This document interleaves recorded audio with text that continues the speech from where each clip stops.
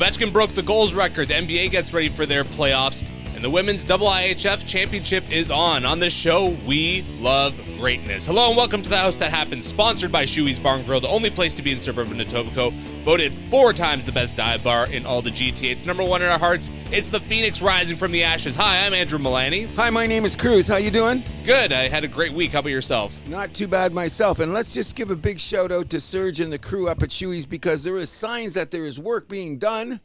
We have no official opening date, but I can tell you people, and I don't usually say this because I'm not sure how things are operating, but now I can say there is progress, people. I told some of the some of the Humbers guys this week we had our banquet that construction is back on at Shoey's, yes. And I got some excited faces. That's good. So, Serge, you know that I know he's there. He wants to keep it low to the ground. We shouldn't be shouting out, but Serge, you know we're going to be coming back.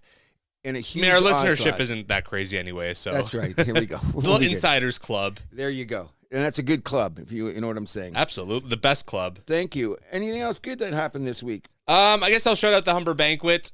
So Malik Grant, who was the player of the year for Humber for their men's basketball team, actually got drafted into the CBEL, the Canadian Basketball League, 3rd round. The first time in Humber history that's happened, so big congratulations to Malik Grant. Huge. Congratulations. Yeah, I believe he was drafted by Ottawa. That's wicked. Yeah. Very, very cool to hear. Very, very cool. So I want to go out and see one of those games. I believe Scarborough is the local team that we have here. I think the Shooting Stars? Something like that, yeah. I think that's what they're called, too, the Shooting Stars, right? Yep. Yeah. Excellent. Glad to hear that. Congratulations. And to the future, we get many more. Absolutely. And speaking of people that are going on, I think we should do a big shout-out to... speaking of Serge, to his nephew, Zach, who's playing for the Oshawa Generals, who are down 1-0 in the division semifinals, but that's not what it's all about.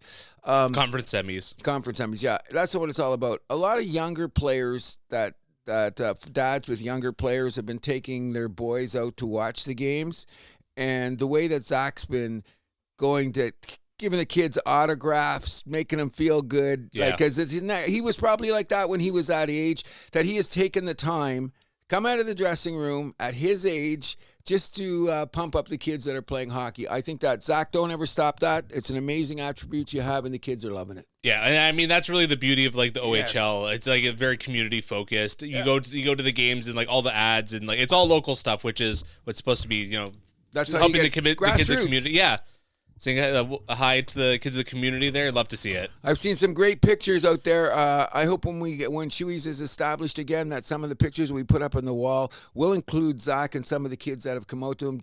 Shout out to Jeff, the bartender, and his boys who are moving up the ladder, playing hockey in Burlington and backwards. And we haven't said hi to Jeff, the bartender, in a long time. I miss you, Jeff. Hi, Jeff. Yep.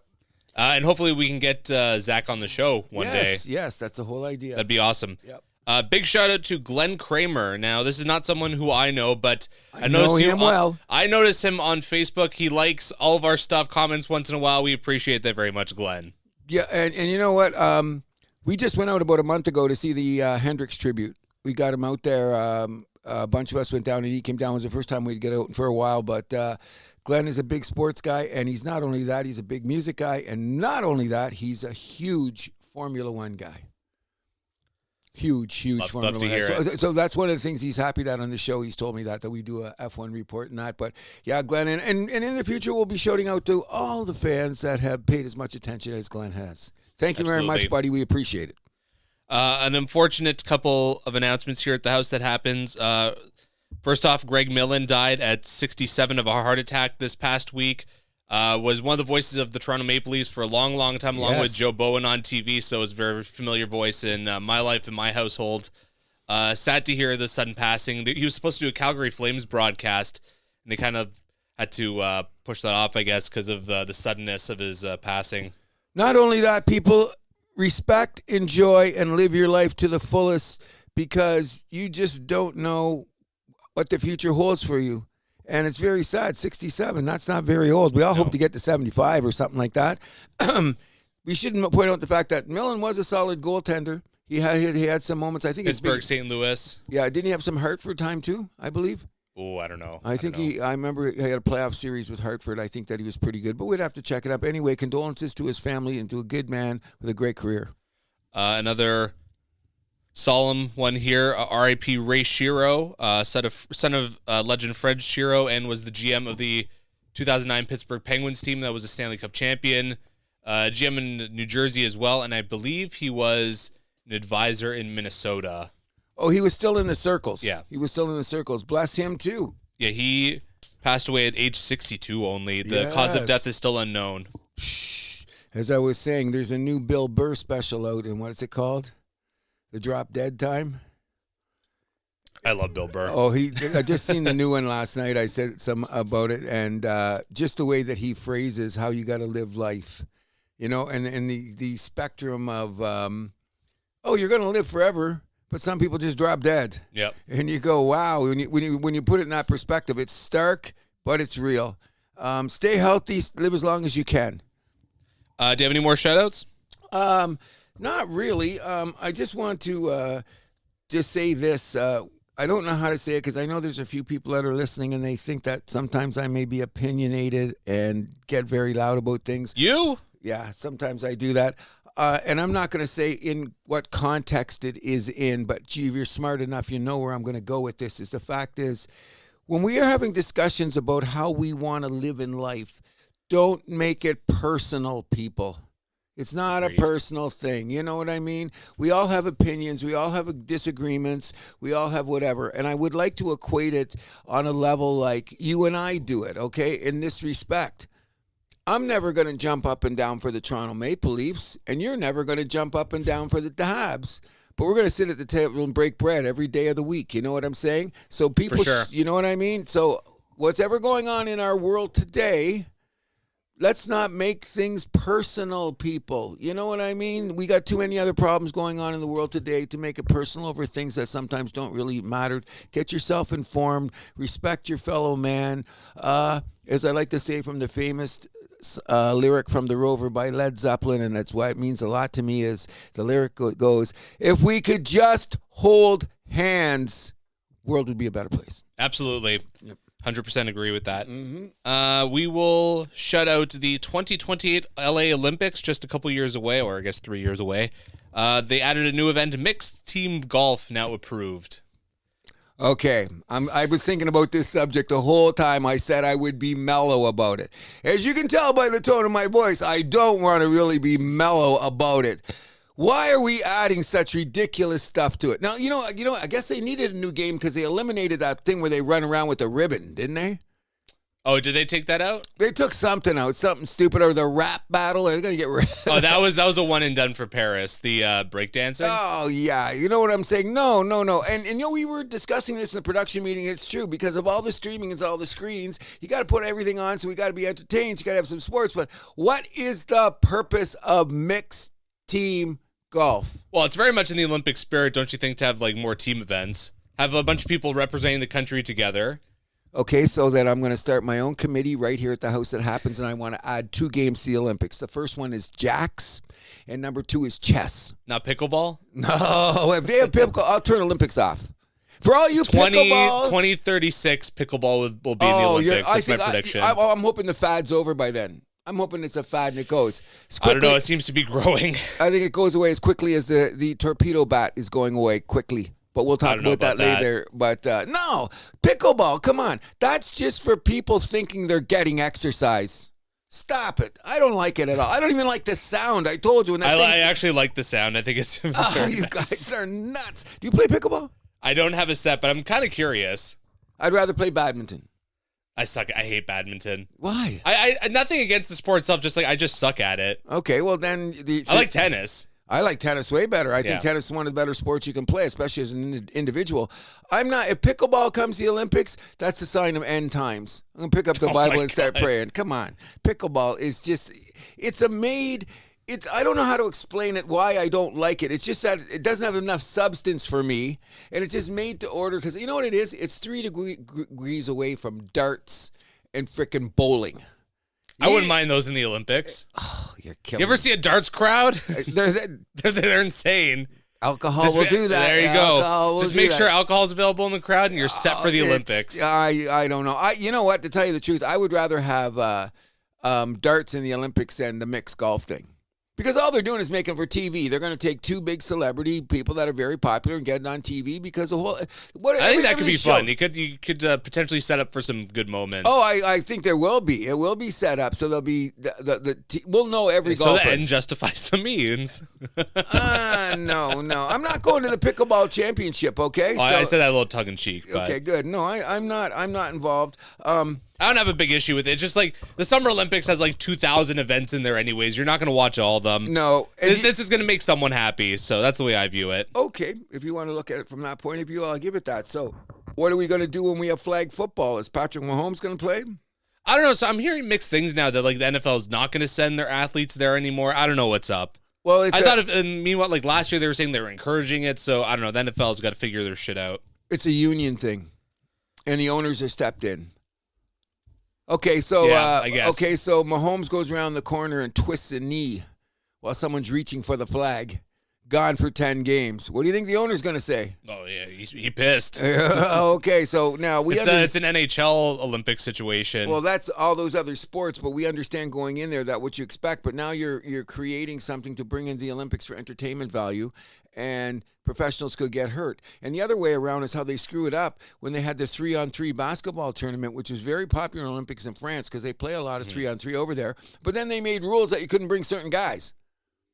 I guess that kind of makes sense because if there's already established 3-on-3 leagues, you can't just like bring in like, or it would be bad to bring in like a bunch of ringers basically because all those people that got you there wouldn't be there at the Olympics with you, right? Okay, so let them qualify before the Olympics starts. For example, Ice Cube has already put up the money for the Olympic champion, and they still haven't come over because they can't decide. But sometime in June, Ice Cube has put up a bag load of money for that team to come over and play exhibitions against the best teams in America.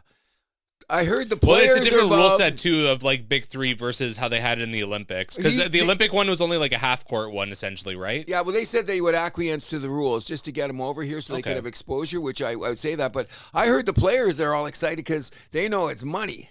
It's the organizations again, that make the rules. I mean, that's a different issue though. There you go. But because I don't think 3-on-3 basketball is leaving the Olympics for a while. I thought it was kind of gimmicky when it started, but hey, people seem to like it. You know what I mean? I think it's kind of cool having it like playground style. Yeah, that's what I'm saying. And clear the ball. There's a lot of, go outside and there's a million kids playing in the playground basketball, so I get that. A lot better than pickleball. That's all we got to know. So we spoke about the NFL before. Only a few NFL notes for this week. So first of all, the Bengals owner was causing a bit of a kerfuffle. I know you can get into a little bit more than I can. Did you? I didn't have a chance to watch it. Okay, so here's what went down, people, and this is what you say is the good, the bad, the ugly about sports. Bottom line is, it's the greatest distraction on the planet. Let's cut to the chase. That's why we watch it. It doesn't pay our mortgage. It doesn't put gas in our car, but we're highly entertained. Unless you bet on the winner. Unless you bet on the winter.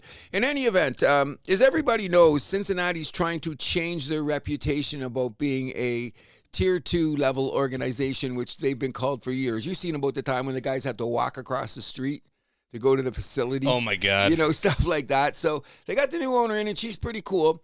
And what she did was they went out of their way to sign the two big wide receivers, which they had to do, Jamar and T. Higgins. And T. Higgins, so they gave them the money. However, there was a third guy involved in Trey Hendrickson, who just happened to lead the league in sacks last year and was second in the league in sacks 2 years ago. Okay, 2 seasons ago. So his contract negotiation is going on right now. And they want to get things done by the time OTAs come around because you start figuring out your team at that time. That's really the official start of a new season is the OTAs or the new journey to the Super Bowl. Okay. Right. In any event, the owner came out and said this, had the unmitigated audacity to tell the leading sack guy in the NFL, you should be happy with the standard we're already paying you. You should already be happy at the level with which you are at.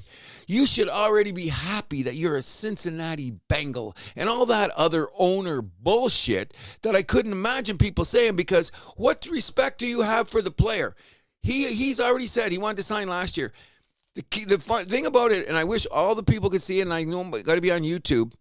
We don't want to give him props all the time, but McAfee, who's a big football guy, we know, Pat McAfee, had Trey Hendrickson on his show and to give his side of the story. And it was some of the best real television I've seen in a while, because this is a guy we see every Sunday. And they were asking about, how do you feel about the situation? And his first thing says, normally I let the agent take care of things because my job is to hunt down quarterbacks.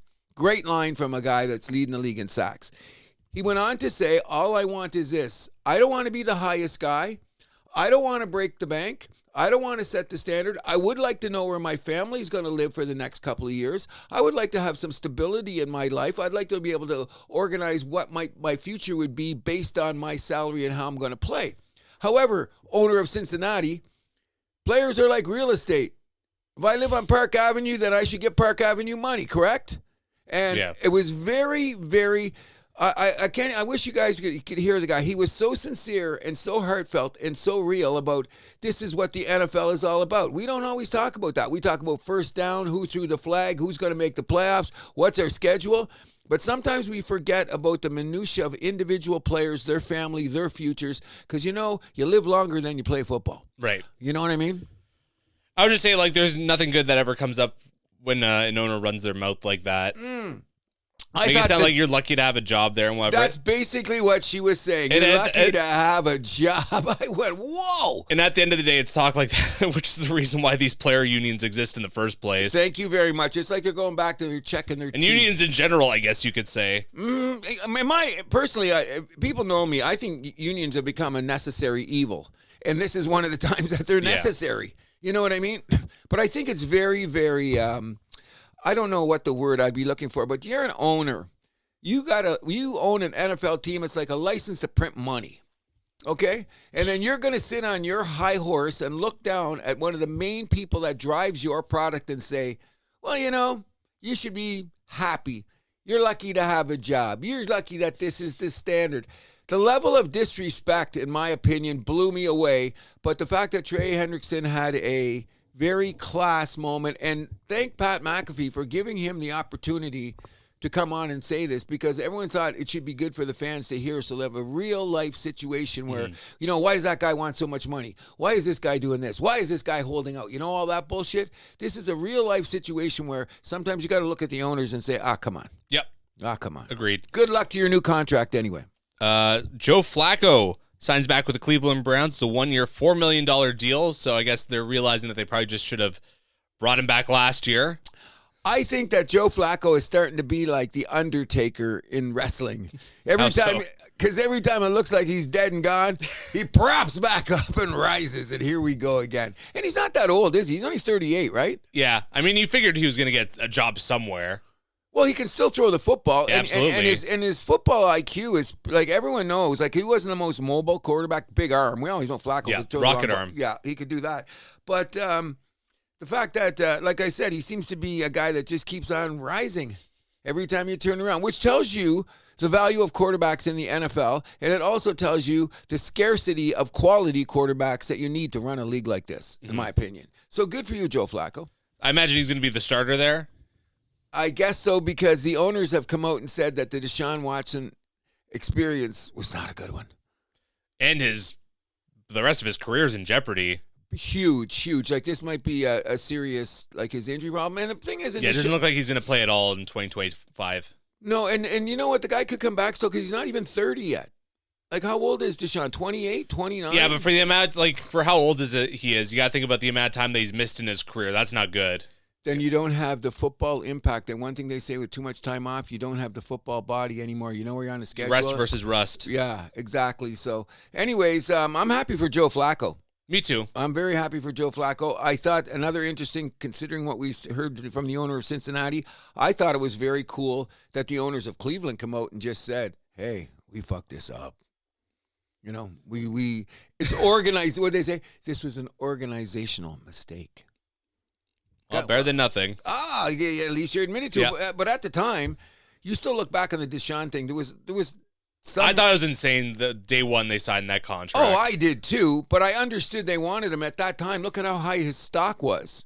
Which didn't make any sense because of how much time he was away from football. Well, no, at that time he was at the end of the year at the end of that Houston year where he had a terrific run. No, but they got him after 2 years of not playing football, basically, or at least a year. The year, yeah. Was it the 1 year?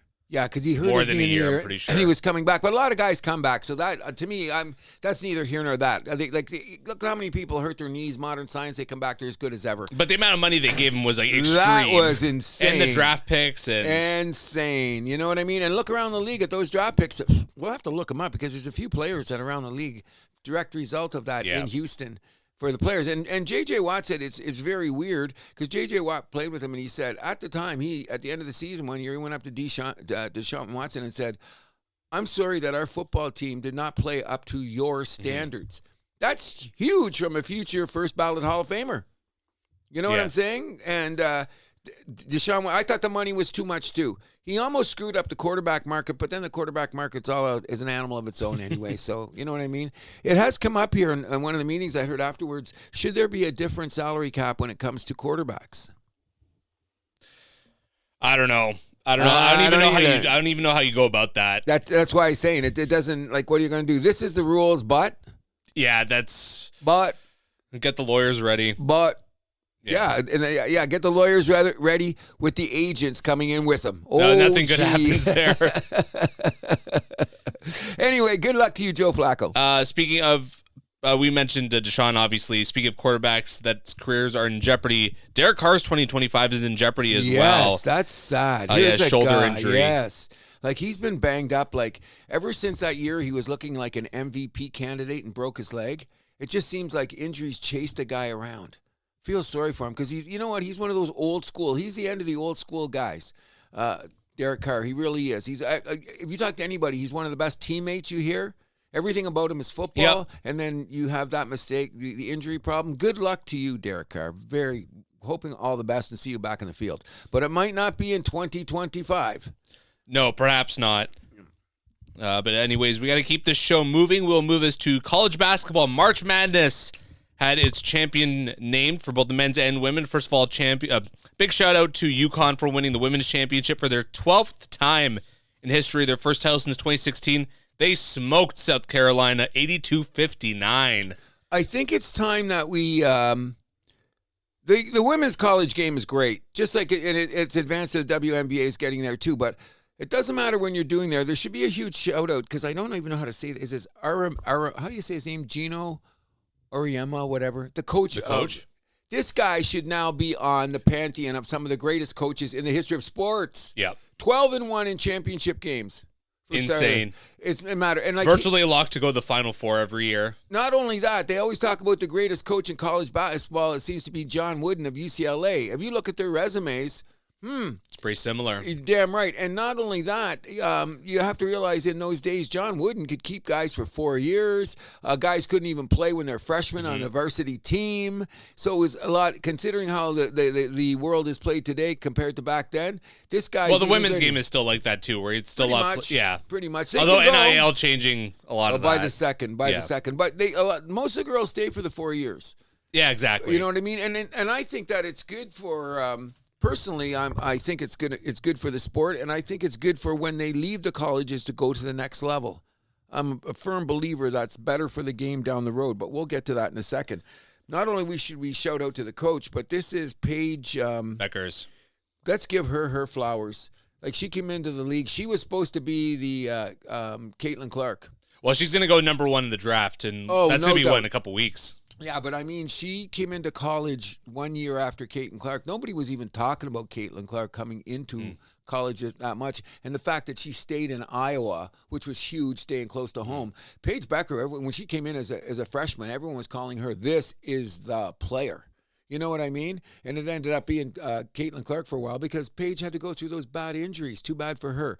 However, her career is now going to shine because she's got a ring.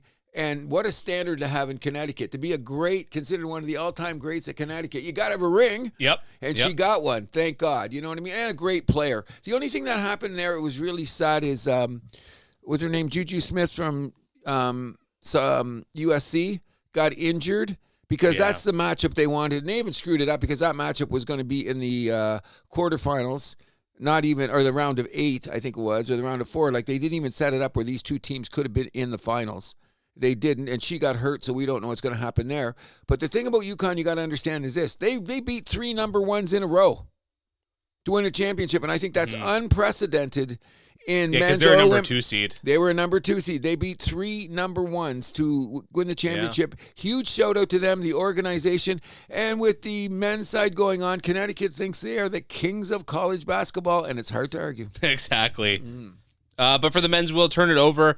Florida won the national championship. They're third overall and first since 2007. That was when they won back-to-back. They just got past Houston 65-63 in a comeback bid, and what a crazy last couple minutes it was for that game. Well, it's coincidence, too, because it's the joke. Florida was only leading in that game for 63 seconds. Yep.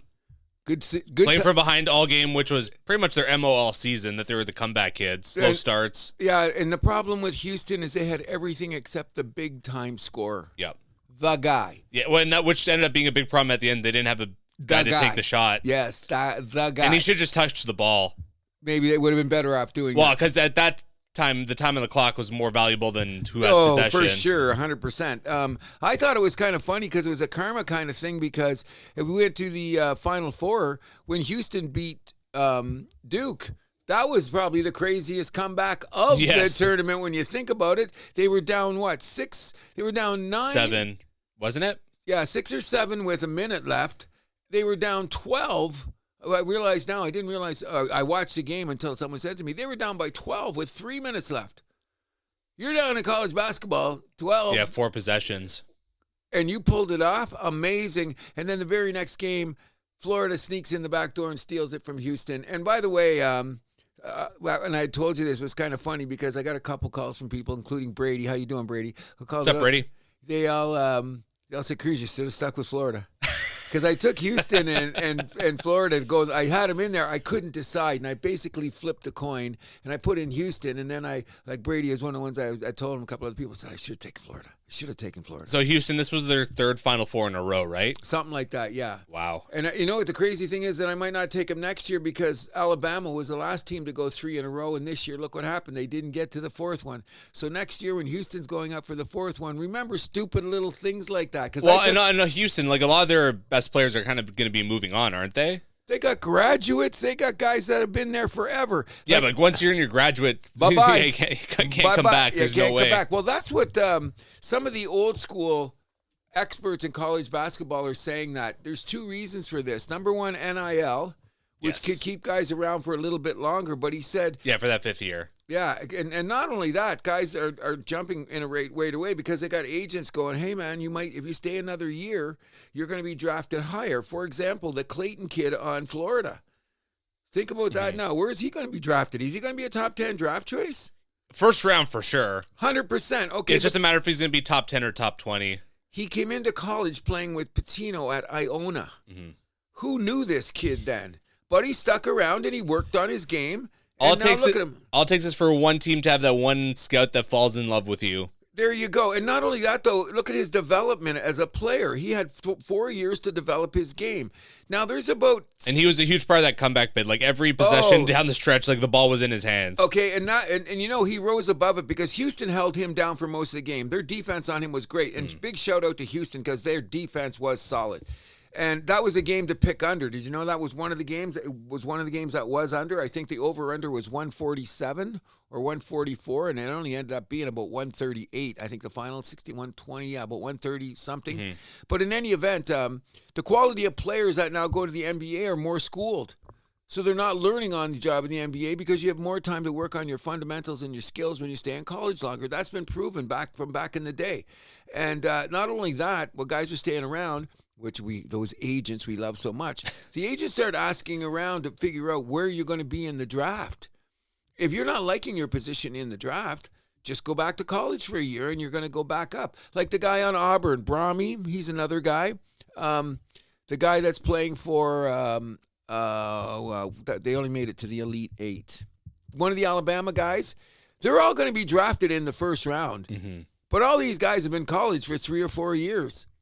So maybe the pendulum has swung a bit instead of having all these one and done kids that we never hear from again or get crushed coming into the NBA like Marcus Fultz and Anthony Bennett and Darko Milivich, and just keep going on and on and on, and here we go. So it should be interesting. By the way, it was a great tournament. I agree with this. Do you agree? Like we were saying, one of the things that I always agreed with is Everyone, not enough Cinderellas. Oh my God, we're going to go there. And as, hey, Mr. Pick, how are you doing? Has said, is this killing the mid-majors because they're stealing all the players? Because Iona is a mid-major college, stuff like that. But one of the things that I agree on is this. A lot of times when you get to the Elite Eight, yeah, or the round of 16 and something, one of those upset teams now runs into a powerhouse, gets blown off the face of the earth. Because Cinderella hits midnight. Do you know what I mean? Yep. So the quality of games in that round sometimes get distorted. Just go back, and I did take a look. Like if you go back like 10 years and look at some of those Cinderella teams that got to the, there's the odd George Mason, the odd VCU, but most of the time these guys are getting crushed in the round of 16 or the Elite Eight. So what we had here was we had some of the best teams in the country all funneled down to the finals. Like if you look at the Final Four teams, they all had a shot at the number one seed, the AP poll during the season. So technically we did get the best players on the best teams for the best finals for the quality of games. So I'm not going to argue against that. Well, I would say the problem is the first couple rounds definitely got less exciting. But I guess the last few rounds kind of made up for it, so it was a little bit of a trade-off. Yeah, well, they were saying that, but because some of the games in the first couple rounds, there was no excitement there. Well, you knew that teams were going to win, but I'm gonna push back on this aspect. I thought the Arkansas Texas Tech game was great, and Arkansas was kind of sort of the underdog. A couple games in the first round or in the second round there where they were playing where people were battling because. Okay, but you're talking about the exception rather than the rule. But these teams weren't the favorites. The chalk was the name of the game, this tournament. We agree on that. But I mean, some of those games when you moved into the second round, like when Michigan State played so-and-so and played Mississippi, and Michigan played, who did they play? Texas A&M. Like those games there were good. Now, were they as exciting? No, because the chalk moved on. But those were solid games. It's just that people like underdogs. That's all. People love Cinderella. That was supposed to be the whole appeal of the tournament, too. Well, that appeal may be quickly dissipating. Well, that's going to be a problem. Well, no, yes and no. Can two things be right? Two things be wrong? I don't know. I'm just saying that the quality of the games from the Sweet 16 down were great. There was some great games with quality teams. So I will take the trade-off. If we got a little less Cinderella and more quality games with quality teams, I'm good with that. So I'm going to ask you for your way too early winner for next year.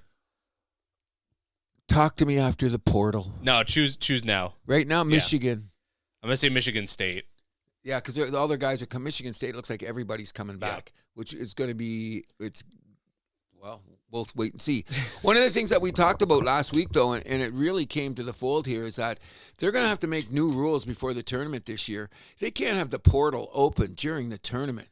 Coaches making freaking changes with agents during the tournament. Like you would think that they're going to make a change like that, but I don't know. The NCAA likes to run in mysterious ways, I suppose. Fire your ass. If you're not dedicated to the program, get out. Agreed. Okay, so the classic example is in 1989. Yeah, we talked about last week with Michigan. That's Michigan. So, like I'm saying, if you're not all in, get out. And what did it affect? It affected Arizona. It affected Maryland. And it affected, I think, St. Mary's, where they all had issues during the tournament about what shape the team was going live in real time.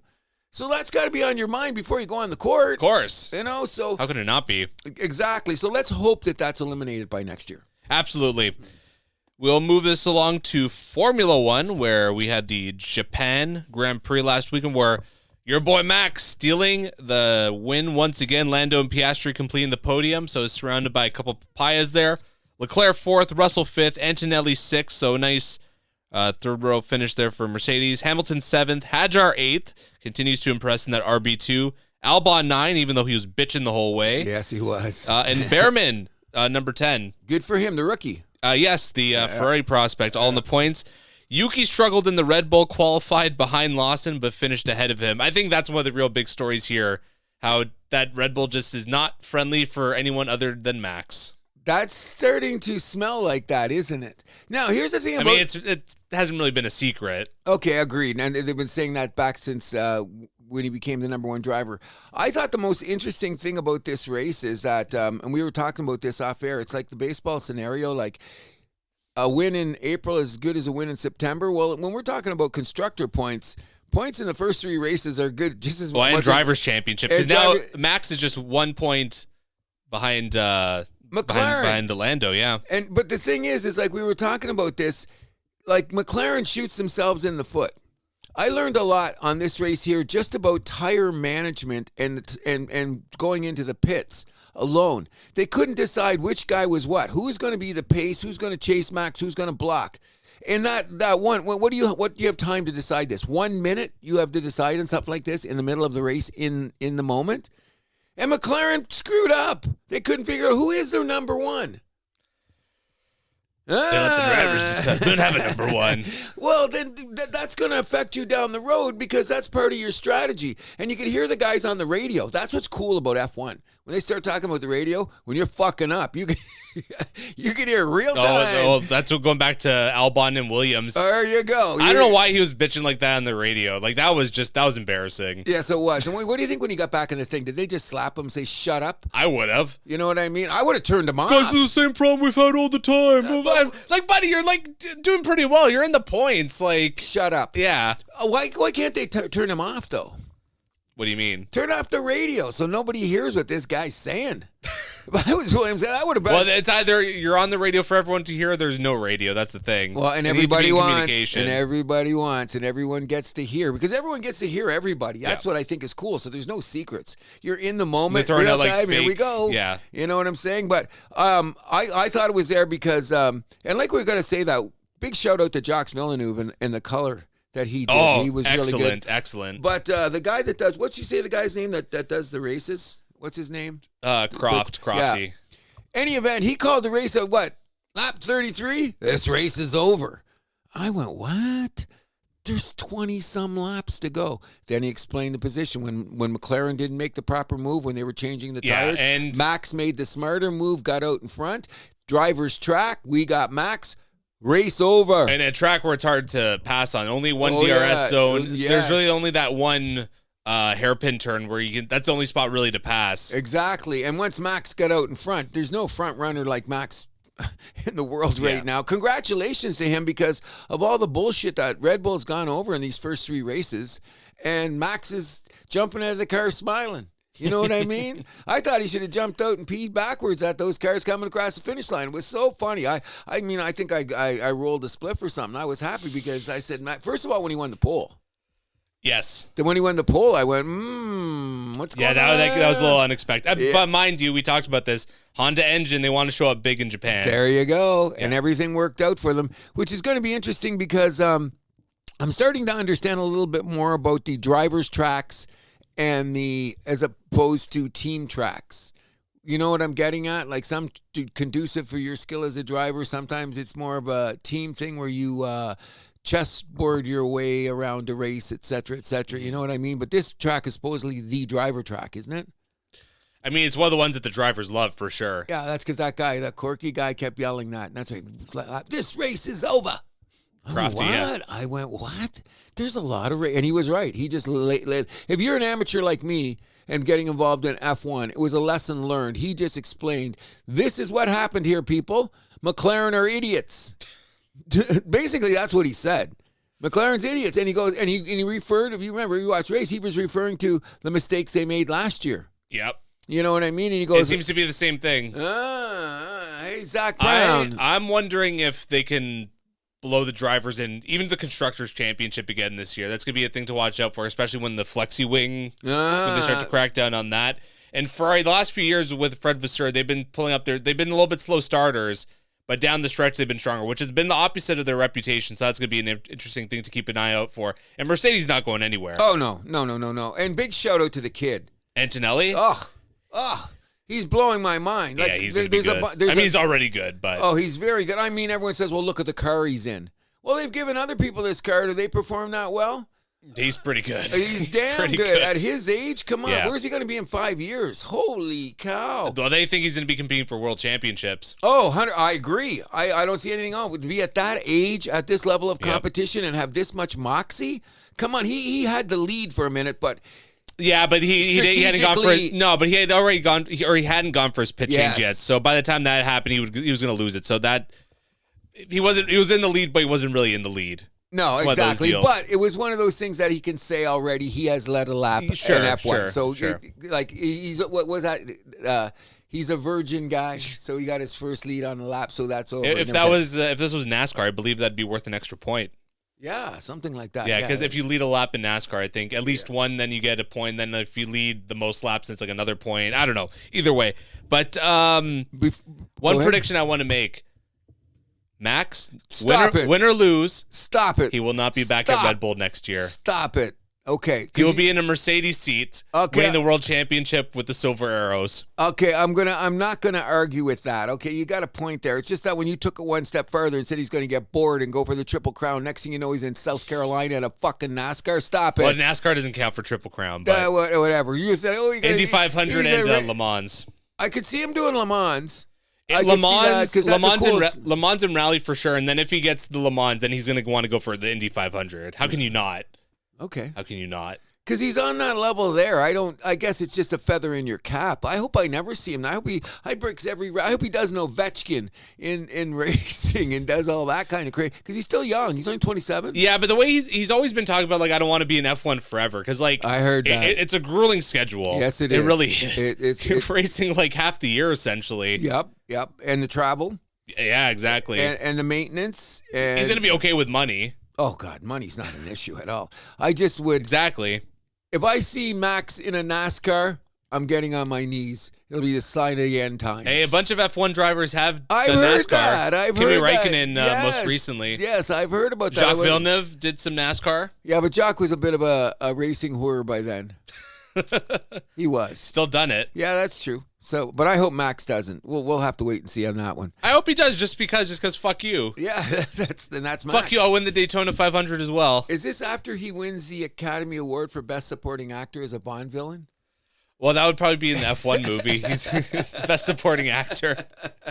Anyways, I'm so excited for that movie, by the way, even though, I don't know. I hope it's good. I like the last Top Gun, same director, same production crew. So, yeah, it's the potential's there. Absolutely. Have you checked in on the Bahrain Grand Prix? That's this weekend as well. Oh, but before we get into that, though, bro, Lance Stroll stinks. Oh, he stinks. You know what? I wish my daddy had that kind of money. Buy me toys. I was surprised that Villeneuve wasn't more hardcore on him because he's fucking chewed him up in the past. I know, and with the Canadian connection too. Yeah, you know, because there's some kind of everybody knows it's the unit in Canada, whatever it is. I thought he was very polite about it. He did. He didn't. It wasn't exactly stomping on him. No, but he didn't. But he did. He wasn't exactly singing home his praises either. No. He alluded to perhaps maybe you should. You're luckier to be in that position. Yeah. You know what I mean? Like, he didn't say it flat out there, but read between the lines what he was saying. If you were anybody else, buddy, you wouldn't have the seat, basically, is what he said. So, I don't know. He's still young, too. He's going to be kicking around. It's daddy's boy. But for as long as he has that seat, Aston Martin's doing shit all in this sport. I kind of agree with you. And he's young, so he's not going anywhere. No. How old is he? He's still in his 20s. No, I think Is he 30 yet? I think he's like a year younger than me. He's in his early 30s. Okay, well then maybe we'll pass him along pretty damn quick if they want to get to the top of they want to get a constructor win or whatever you want to call it. If they're not going with him. No. There you go. No. Mm-hmm. So like you alluded to, it is the Bahrain Grand Prix weekend here. It's supposed to be a McLaren track. They're supposed to be all over this one from what I understand. Really? Yeah. Oh, okay. Because I saw that they had the pre-race up on there. They had the simulated qualifying times, and they were like head and shoulders above everyone else by the looks of it. Although Max is going to probably qualify on second row. The interesting thing about it is that since the beginning of the season up until now, McLaren owns the pace. You know, when you think about it, they have owned the pace, which was very surprising for Max to win the Japan pole last week. So Red Bull's up to their tricks too. Again, Honda. Don't forget the Honda factor. Okay, well, we'll give it that there. But former partner of McLaren. There you go. And but we're going to see, which I'm very fascinated with. We're going to see when they change this wing thing on the cars. And what is it, in June? How many races late is it? May, early June. Yeah. Spain is going to be the last one. That just blows my mind. Let's change the rules in the middle of the season. Wow. And McLaren's already worried about it. From what I understand, the scuttlebutt is they're a little worried about it, and I think your boys at Ferrari are a little worried about it too, aren't they? I don't know. Everyone's saying everything. They don't seem to be too worried about it. Well, my other thing is, with Ferrari, it seems to be more other teams accusing them of things. Yes, I noticed that.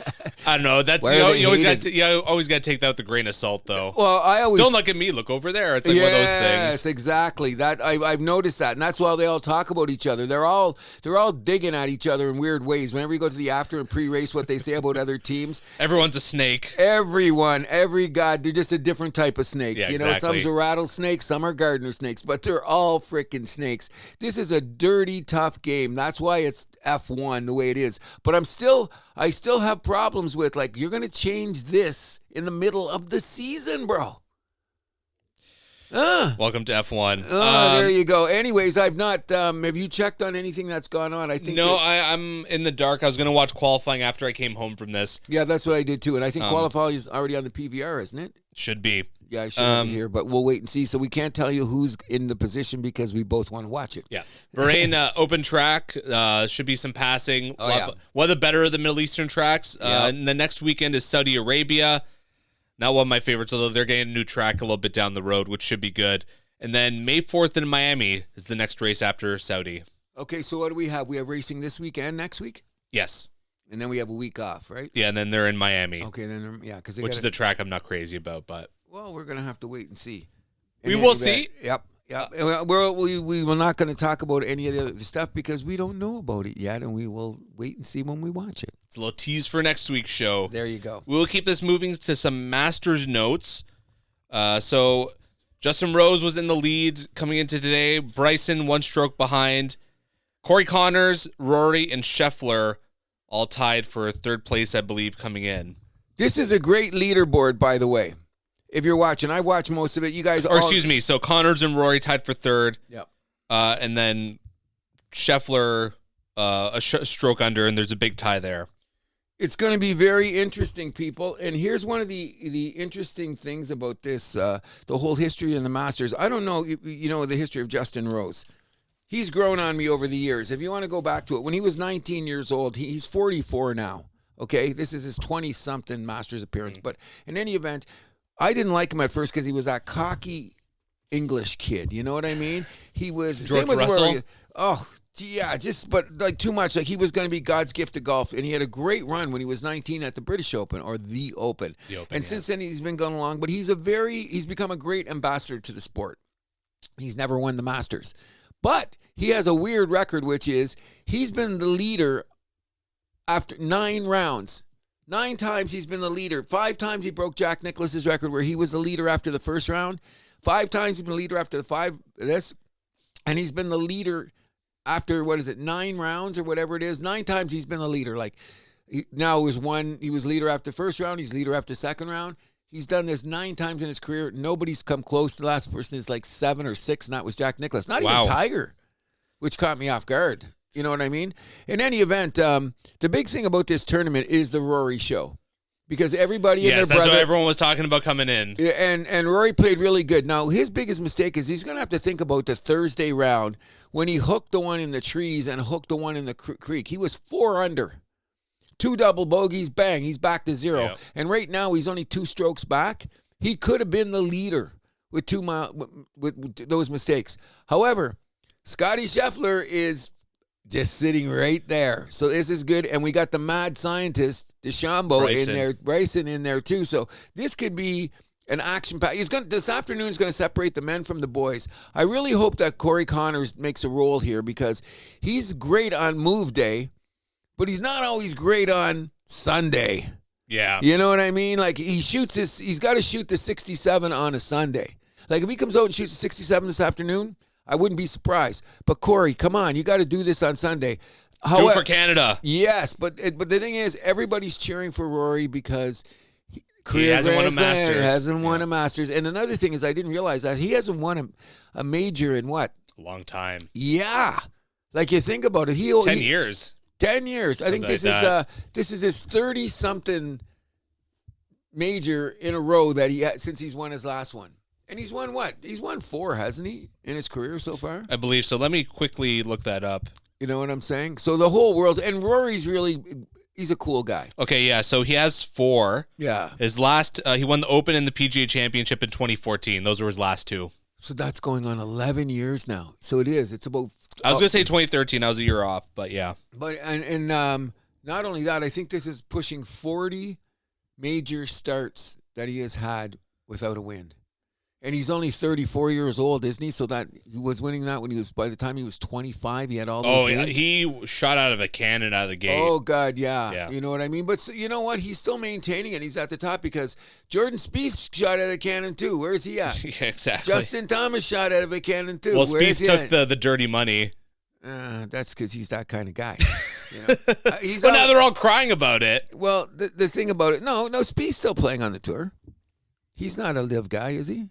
Spieth? Yeah. I thought he took the money. No, he didn't take the money. He was a spoiled, rotten kid who came out of the womb with a putter in his hand, and he won a couple of majors, and then all of a sudden he was golf. They said that what he would do to beat Tiger. He was the guy that was going to beat Tiger records. He was the guy got more hype than Rory. Spieth? Yes. And what has he won? You think 2? so? Yeah. Oh. He's won 3. He's won 3. What? A Masters, though, right? Masters, U.S. Open, and an Open. Yeah. Oh, no, he was good, but something went on between the years, and when's the last time he won a major? It's 10 years, isn't 2017. it? 2017, yeah, that's 8 years. Yeah, he won the Open 2017. Yeah. So the reason I'm bringing this is up for 2 reasons. I think did Xander Schauffele make the cut? Ooh. I'm not sure because he did. He was -2. Yeah, he made the cut. In any event, that's the standard with which we look at golfers. How many cuts do you make in a row? And what's your record in the majors as you move along? Well, you can also add the Tour Championship that you just had a couple weeks ago. But the field here today is there's going to be a lot of storylines. People are going to cheer for Justin Rose because he's never won one. He's gone from being the snotty kid to being a great ambassador to the game. Everyone wants to know if a live guy can pull it off. So DeChambeau's out there doing all his mad, crazy ass shit. We want a Canadian to win, and there's the Rory factor. The Scotty Scheffler. Scotty Scheffler. Factor. There you go. All of that's going to be in there. So it's going to be great. And today is move day. I'll be cheering my ass off for our Canadian boy. Come on, Corey, let's do it. The other Canadians didn't make the cut, by the way. Nope. They all got mad. And the 3 major names that did make the cut. Oh, no, Nick Taylor made the cut. Just made it, right? Yeah, he did. Just because even was the cutoff, and he was at even. Yeah. Okay, so he's in the door. I thought it was plus. Oh, no. Sorry, +4 was the cutoff. +4? That was +2. I guess some guys fell today. Yeah, +2. Why, are they already on that course? They're on the course already, aren't they? Yeah, a bunch of guys teed off already. Yeah. Nick Taylor tees off at noon, so pretty soon. Connors and McIlroy tee off at 2:30. Scheffler 2:10, and then Rose and DeChambeau 2:40. They're the last ones on. I'm fascinated by the personality change or the way that he's viewed in the world of golf as DeChambeau. Do you think it has a lot to do with his YouTube stuff and all the crazy stuff he done there that attracts a younger crowd? I don't know how much about his YouTube stuff. I wasn't familiar with his work on there, but he does crazy. I haven't watched. He carries himself differently than a lot of golfers. I think that rubs people the wrong way. No, because he acts like he invents golf. He'll get a club down and he'll take it down to the PGA thing, and I had to lathe on this, and I did it 2 degrees, and my scientist alchemy says I should do it this way, and then he takes it and he gets it approved. How many golfers do that? That's pretty crazy ass shit. Well, he's got an engineering background, doesn't he? Yeah, something like that. So he's got clubs that he's taken in, and he's got them approved by the USGA or the. I think that's pretty cool. I think it's off the charts personally. But the other thing that was cool was chipping over his glass house to the green in the backyard, and he finally got the hole-in-one. You've seen that, eh? Yeah. That's just crazy ass shit. That just brings eyeballs to the game. So give him credit. And I think he's toned down on that. How would you put it?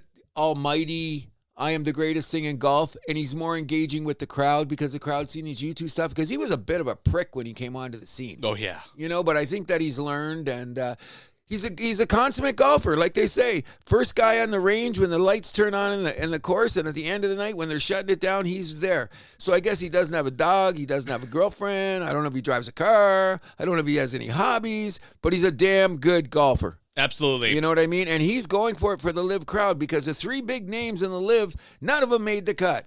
Your boy Koepka, DJ, and Phil. Phil looked terrible though. Phil's been looking terrible. He's just terrible. Like, I mean, he's getting bad. Big shout out to Freddie Couples. He almost made the cut. He has the record as the oldest guy to ever make the cut. And he had a chance to advance that today. Bernard Langer, who's my age, got to be my age at least, he made another shot to try to make it into it. I think this is his last year because at a certain age they say, okay, you got exemption. Go to the seniors tour. Yeah, no, he's on the seniors tour now, okay, but okay. you're allowed to play infinitely. You're always invited back to the Masters, but I think at a certain age they cut you off. They say, okay, that's enough. You're not good enough or whatever. And I think stay in the seniors tour. Yeah, that's what I think this year. British Open's not like that. If you got a walker, you can get out there and play. That's from what I understand. But big shout out to Bernard Langert, who was also a great Masters champion. He gave it a go. Everybody, if you're into golf, take a look this afternoon. It could be very, very interesting. The wind is going to be up, which is going to make Amen Corner even crazier. And some of the hardest par fives I've ever seen are at Augusta. All right. We'll keep this moving. We'll obviously keep an eye on the Masters for next show with the winner. But for now, we'll move this to the world stage where the Women's IIHF Championship, the puck drop there this week, April 9th through 20th, is the length of this tournament. Canada beat Finland 5-0 in their first game. Poulin had a goal and an assist. Jennifer Gardner, 2 goals and an assist. Ella Shelton had a goal and an assist. Kristen Campbell, 24 saves in that one. Then yesterday they topped Switzerland 4-0. Laura Stacey with the goal and assist. Poulin 3 assists. Spooner, Watts, and Zandy Hart with the rest of the goals. But the big one, that's going to be tomorrow. Canada, USA. That's going to be basically to decide the group. Well, here's the deal with these games. It's kind of a drag when you got to watch them because I did watch pretty much all of the Finland-Canada game. That was over by 10 minutes in the first period. You knew that, I can see he's going to win this one. So who did they play yesterday? Was it Switzerland? Switzerland. I didn't even bother. You knew that was going to just be a romp. And it's, which means we're going to get to the funnel. We're going to get back to the best teams. I hear Sweden's going to make a run this year. Yeah, but they're in Group B, though, so... Yeah, but I mean, when we get down to wherever it's going to go. So some of these games, I hate to say it because you got to play them because it's a tournament. But the beatings are just, it's rude. You know, I got to watch hockey, by second period, not watch it. We got to wait to get down later in the tournament, which is like every other tournament when you think about it. There's the haves and the have-nots. You know what I mean? But Canada looks strong. Damn. Absolutely. But the defending champions. Yes, and by the way, the Americans look strong. So we're going to have the status quo, I believe, for the tournament. Yes, I mean, everyone's going to be expecting a Canada-USA final. So Canada-USA tomorrow, Canada-Czechia. That's going to be the next day, Monday, April 14th, my brother's birthday. Happy birthday, bro. Yeah. Okay. Quarterfinals on the 17th, semis on the 19th, and then both medal games, including the final, are on the 20th. So next Sunday, this will conclude. I'll take a look. I'll be definitely taking a look, especially in the later rounds. Czechia is supposed to be a team that they've been developing their program the last couple of years, and they've looked pretty solid. Men's and women's, they've both been coming along. So it should be that should be interesting. Big shout out to all things Canadian right now, especially on the world stage. 100%. Go girls, go! And the PWHL season resumes April 26th, so 6 days after this one concludes. Oh, so they got a 6-day break? Yeah. Oh, they should. Well, I mean, acclimatize. You're flying from Europe. Yeah, and all that to give it time there, which should be a good race to the finish, which we will cover. Absolutely, and we will move us over to our soccer report where Toronto FC drew 1-1 at Miami. They scored the winner, but could not hold it down, unfortunately. It was actually a nice play, Insigne to Bernardeschi, one of the few times that the Italians got something done together, but we won't go there. Okay, I'll reserve comment. Toronto FC, unfortunately, though, second last in the Eastern Conference, still looking for their first win. And how many, you got to start banking some wins here because we want to talk about playoff appearances and shit like that.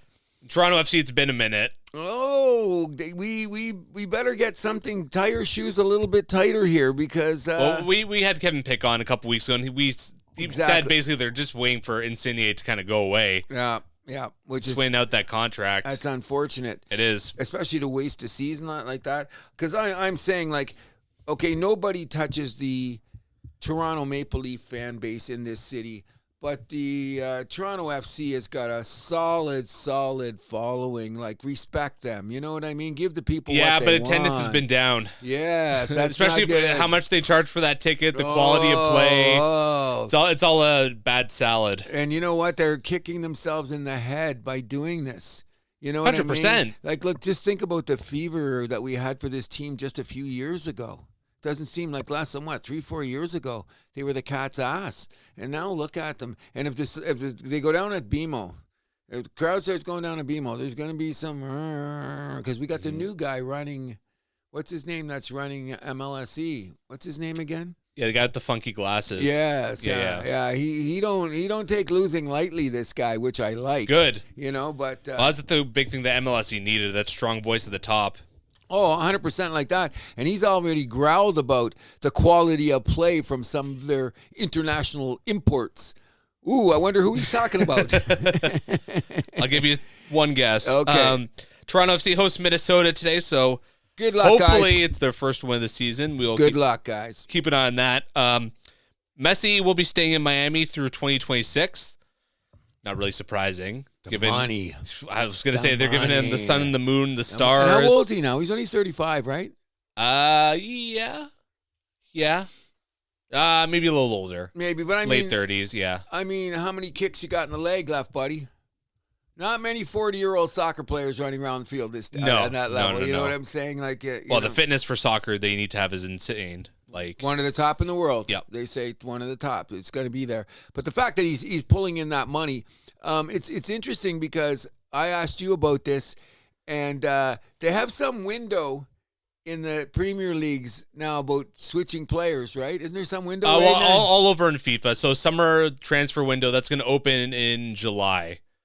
So July and August, you're allowed to make trades and signings. Anyways, I heard through somebody on one of those TV things that the Toronto FC guys are sitting on the sidelines like that curtain where their eyes are above the fence. They're looking around because apparently they want to steal some guys in July when that window was ever opened. Well, they better. But I mean, they're thinking about throwing some money at some guys that not necessarily in their prime, but guys that they could still. Are serviceable guys. You know what I mean? That they could still probably play in one of the Premier Leagues in Europe, but they want to up their ante money-wise. Well, I mean, it's kind of a twofold thing because, like, it's about, like, obviously bringing in the money, and then the performance on the field. Like, those are two things that need to be They gotta balance it out here because they're throwing the money, but they're not getting the performance. Yeah, in terms of like the money, the revenue they're generating, they're on the wrong side of that fence. Oh, come on. You know what I'm saying? But the fact is that they're out there already. They're already, like, I'd heard that from one of the soccer reports. One of the guys said,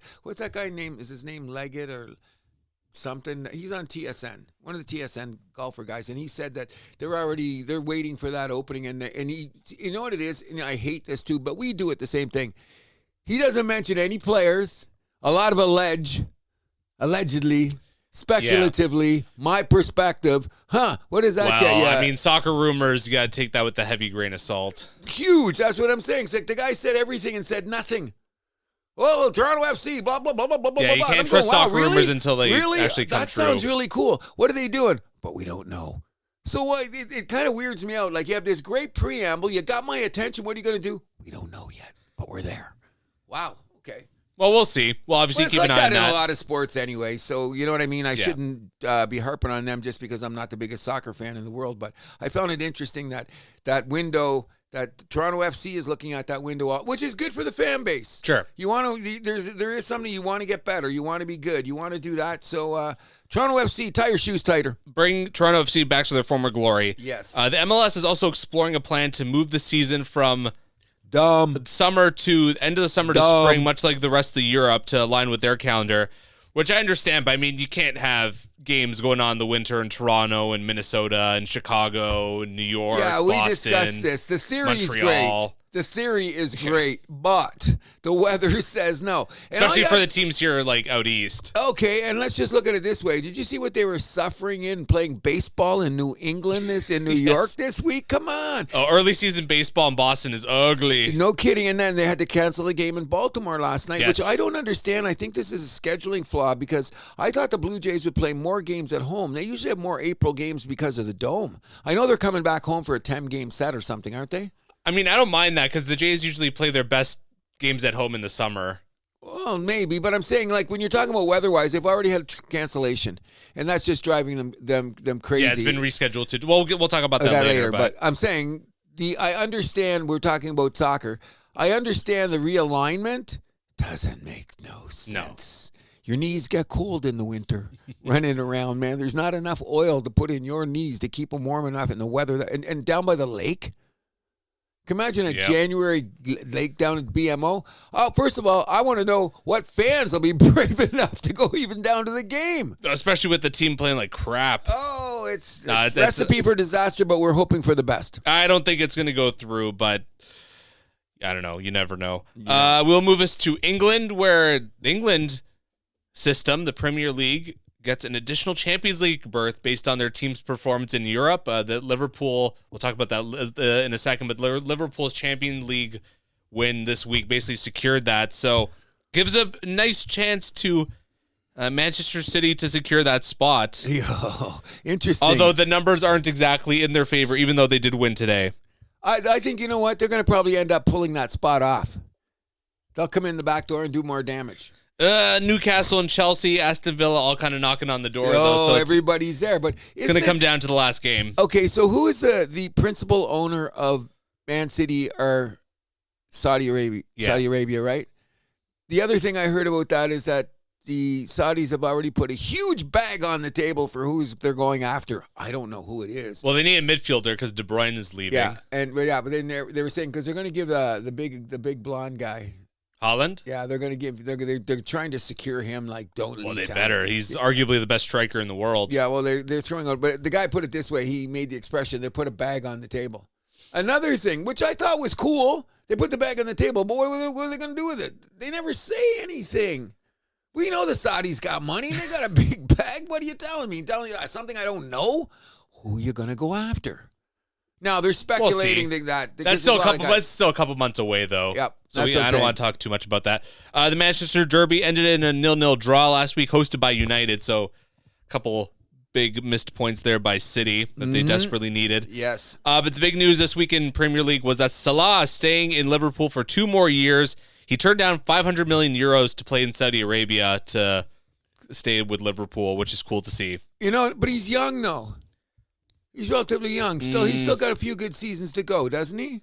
He is 32. So okay, well then I give him more credit. I thought he was a little bit younger because I thought like he doesn't want to. He wants to add to his accolades on the best stages in the world. I mean, you're playing with Liverpool. That. Yes, that's what I'm saying. You got to respect that in a man. You know what I mean?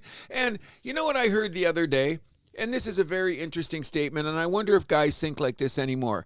The Saudi money is coming in to buy some of these guys, and when you're young, you get a big purse anyway. But when you get up around that money, I heard Shannon Sharp say last week, listen, when you get to 200, 300, 400, 500 million, when you're talking about those kinds of numbers, doesn't matter at that point. You're never going to spend that money in your life unless you're a degenerate gambler. But I know some of these guys you don't know. Well, they always blow the money when you're young. I heard a million guys say we blow too much money when you're young because you got too much, you don't know what to do with it, then you learn. Okay, I get it. But like this Salah guy, which it sounds like to me, he's already made a bag load of money.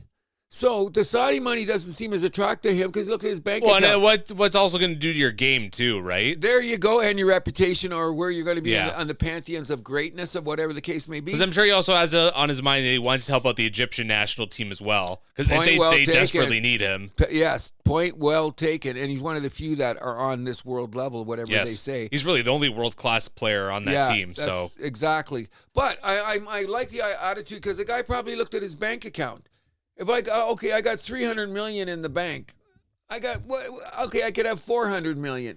At this point in time, at that richness, do you really think it matters? I don't know. I guess it does. Especially if you're an entrepreneur, or you're a, you know what I mean, a foundation builder or whatever they call them people.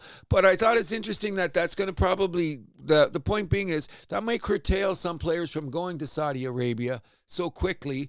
Because when you start looking at the scale of money, once you make some, what are you going to do with that? You know what I mean? It's generational wealth. Sure. You know what I mean? But 500 million or 400 million. I guess your great-great-great-grandchildren might be pissed off you didn't take the extra 100 mil. Sure. But you ain't going to be around anyway, so what does it matter?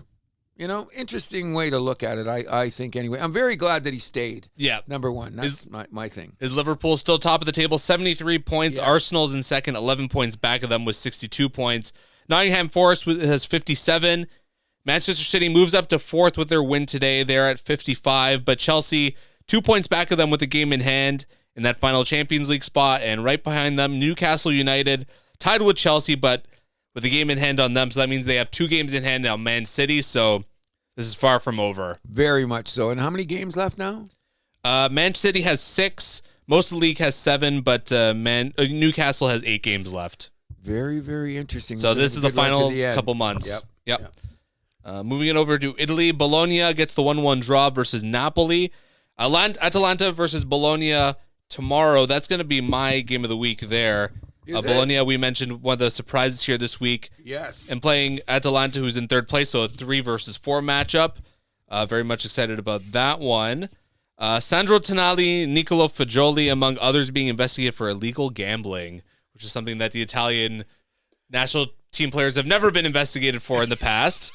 They have been squeaky clean the entire history of Italian soccer. They would not go against that. You know, they're good boys. They go to church every Sunday. They would not dare do a bad thing, but these two, I guess they got out of line. I'm of course joking, but another brick in the wall. What do you want to say? Mrs. Milani, if you are listening, isn't it amazing that you brought up a son that has such a high moral standards? I love it.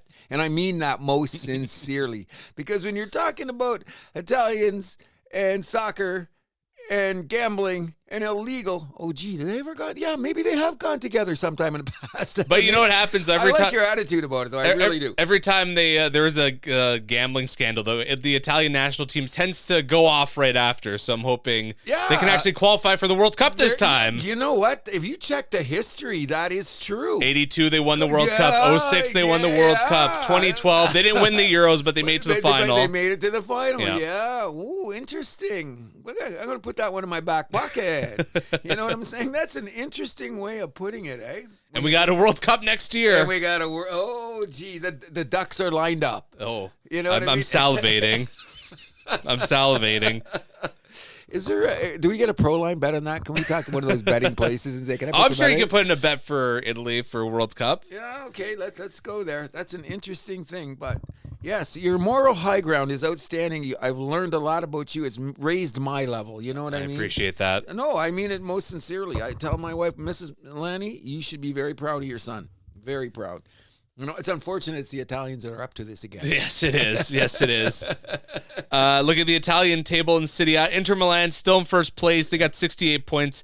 Napoli hanging around, though. They're only 3 points back at 65. Atalanta sitting in 3rd with 58 points, so they're most likely out of title contention, but should still qualify for Champions League. Bologna right now holding down the fort for that final Champions League spot with 57 points. After that, Juventus in 5th with 56, Lazio with 55, Roma 53, Fiorentina 52, Milan 51. Very, very good top 9, top half of Serie A, which I will stand by. It is the best league this year by far. And look at the way they're jammed up, though. That verifies the level of competition. You know what I mean? You make it a good point there, and you look around the other leagues, it's not like these guys are. This is a traffic jam now, man. Yes, sir. You know, we won't know results until probably right to the end of the schedule. That bodes for that's eyeballs on the game. Mm-hmm. Good for the league. Very good for the league. Great for Italian soccer. Yes. Moving over to Spain, Barcelona still holding down the fort there, 67 points. Real Madrid is within 4. Atletico Madrid is 7 points back of the lead, so I think they're pretty much out of it at this point. But again, they should still make Champions League. After that, Athletic holding down that final Champions League spot, and they have a 6-point cushion. So those could be the teams we see headed to the big dance next year. Yep. And I like them. I like Atletico Madrid. Whatever. Yep. I like that team. Moving over to Germany, Bayern Munich versus Borussia Dortmund is my match of the week this week. Munich has a 5-point cushion with they have 6 games left to go. So wait a second, who's playing this week? You're saying that Bayern Munich versus Borussia Dortmund. I thought it was Champions League this week. They play their league games too. Yeah? Yeah, the league games on the weekend, Champions League midweek. Oh. That's how it works. So they're going to be, then Barcelona and Dortmund are playing Champions League as well. But their league game is this week. It's like this weekend, right? Today? Yeah. Tomorrow? Yeah, everyone plays their league games. Yeah, so it's tomorrow then they're playing, right? And then Today. Today? Yeah. And then they play on Wednesday. Yes, Champions League. Okay, gotcha. Or I believe Dortmund Tuesday, Munich Wednesday. But either way, Munich with a 5-point lead. Bayer Leverkusen sitting at 63 points. They have a huge lead over third place. So they're basically guaranteed to go to Champions League next year. Frankfurt and Leipzig holding down those final Champions League spots with 48 points apiece. Although they have teams like Mainz and Freiburg right on their tail. Pretenders. Hey, it's all about that money. Going to Champions League, that's a big game changer. Money changes everything. In France, obviously, we mentioned PSG has that win locked down basically, but Marseille and Monaco 2 versus 3 playing each other. Huge matchup this week as there's only 3 teams that make Champions League, so a big 3 points up for grabs as Strasbourg and Lyon are both on their asses. So those teams could fall out of it by the end of this weekend. Point well taken. But of course, the big news, the ones we all want to hear about, were the Champions League matches. Yes. So first off, Bayern fell 2-1 to Inter at home. Martinez scored 38th minute for Inter. Muller tied it at the 85th, but Fratesi scored the winner 3 minutes later. Bayern outshot and outpossessed Inter. Yeah, they even outshot them on goal, but Inter coming through on the road. I told you, Cruz, to watch out for this team. It's there, but I think that I think they're going to go into, even though it's on the road, I think Bayern Munich's going to take, like, that's the team I've been talking about. These guys are the guys, aren't they? I think they're going to tie their shoes tight and go in there and look for it's going to be a battle. You know what I mean? But all Inter needs is a draw, and they win. Exactly. Well, they're not going to get the draw, but I hope it doesn't go to that shootout shit too, because they could take their chances with that. Yeah. You know what I mean? Because they weren't the favorites going in there. Bayern Munich was a favorite here. The gambling favorite. But if you're really paying attention to what's going on in Europe, I would say Inter has been the tighter team this year. Oh, okay. Yeah. Because that's what I noticed. They were the gambling favorite. Yeah. That's what I was going by. Okay. Continue. Arsenal topped Madrid 3-0. Rice scored the winner of the 58th minute. And then they pretty much didn't look back from there. 11 of the 12 Arsenal shots all hit the targets. They were all over Madrid. Yes, they were. So I'm jumping on the Gunners bandwagon. You told me Madrid is the team. I would say this one's not over yet because Madrid, their home field advantage is some of the best in Europe. Didn't we bet a beer on this already? I think we did. Yes, we did. No, I can't. Madrid's not out of it though. I wouldn't be surprised if they win at home by 3 goals and it goes to extra time and they win the shootout. Holy cow! Wow, that's a jump. You know, that's one of your picks, isn't it? Real Madrid? Yeah. I wouldn't be surprised if they go to the final. I know you've got Barcelona as the yeah. But whoever wins this Arsenal Real Madrid one, I have a feeling is going to go to the final. Yeah, but you know the other thing that surprised me was you're going to go to the next game because you said they keep on choking, but PSG had a good win, didn't they? Yes, they did. They beat Aston Villa 3-1 in a match that they dominated the shots and possession. 29-7 were the shots, 10-2 shots on goal, and they had 75% possession. Yes. And some. Actually, so going back to the Arsenal one, though, I just want to mention all 3 of those goals, all beauties. Yes, they were. I looked at the highlight. In the corners, on the free kicks, Courtois, no shot there. One of them looked like a laser beam going into the net. The one dude that shot that one, I went, wow. Just think of the strength of your leg to kick the ball. What was that guy's name, too? He's, I forget what country. Was it Rice or Marino?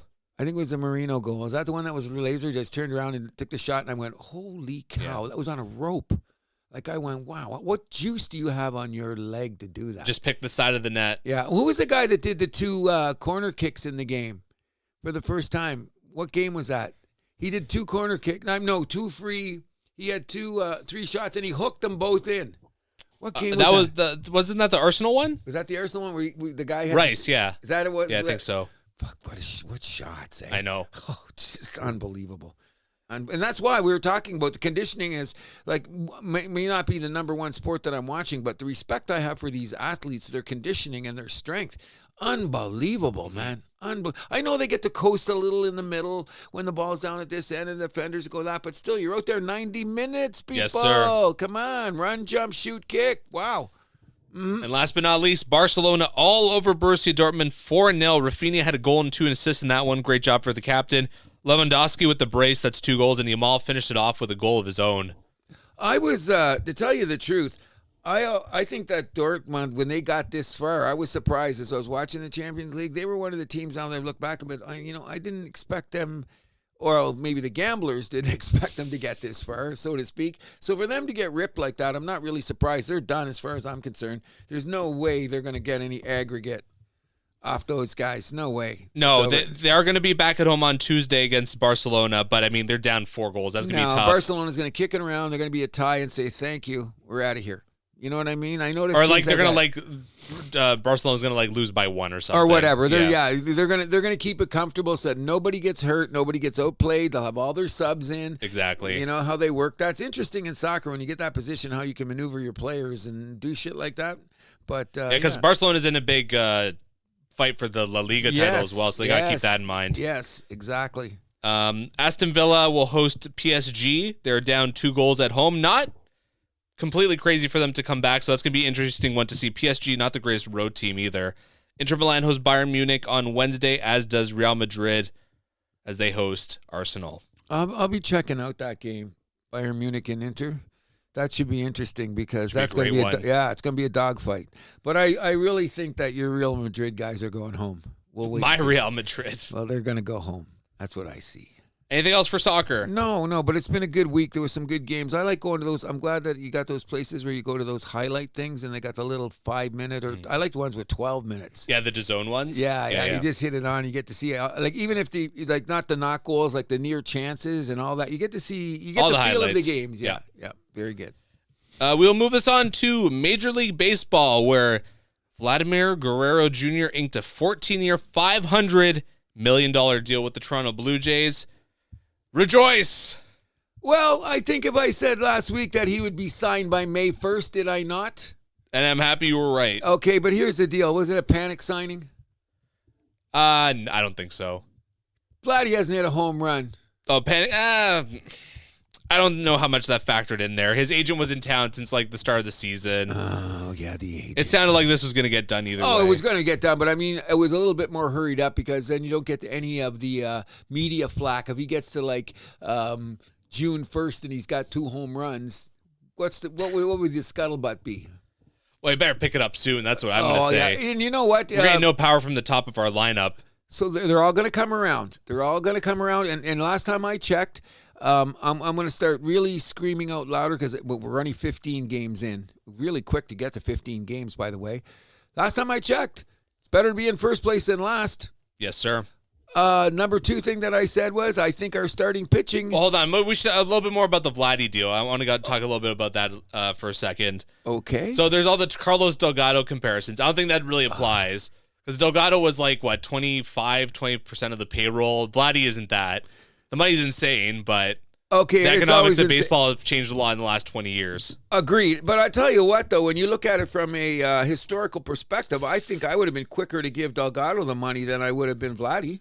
Delgado should be in the Hall of Fame, by the way. I'm going to bang that drum. You're going to keep on there. I just 473 home runs, 1,512 RBIs, career 929 OPS. Is he still on the ballot? He was off after the first year. That's just ridiculous. That's insane. That's too bad. Because you know why? What we were talking about, and Vladdy better be worried about this. You could play on a team for a long time, and the team does nothing. Yeah, Delgado was on some crappy Blue Jays teams. Oh, he was on horrible teams, and you know what? He had no one to protect him in the lineup, and he was still hitting his 35, 40 home runs a year. I love Delgado. He's one of my favorite Blue Jays of all time. Interesting you're comparing the two, but I think the main thing is it's the circumstances and the timing are completely different. But when you're talking about giving that money, if it had to come down at a certain time, I would give the money to Delgado before I would give the money to Vladdy, if that choice had to be made. You know what I mean? And not only that, at this point in their season, Delgado's first 4 years more consistent than Vladdy's. When you look at the numbers, he's been consistent because you remember Vladdy had that little blip season there, which every player has. But if you look at the first 3 or 4 seasons of Delgado, he was solid as a rock. Mm-hmm. You know, who was hitting behind him? Nobody. Me and you. Yes, exactly. But brought up as a catcher too, which no one really talks about. What's that? He was brought up as a catcher. Yeah, but he was a first baseman. Yeah. Vladdy started as a catcher too. No, third base. But when he first came up a long time ago, before, like when he was in high school and shit like that, or down in his country, he caught for a while. But third baseman was always the position he wanted to play. And then they put him out there because he couldn't catch.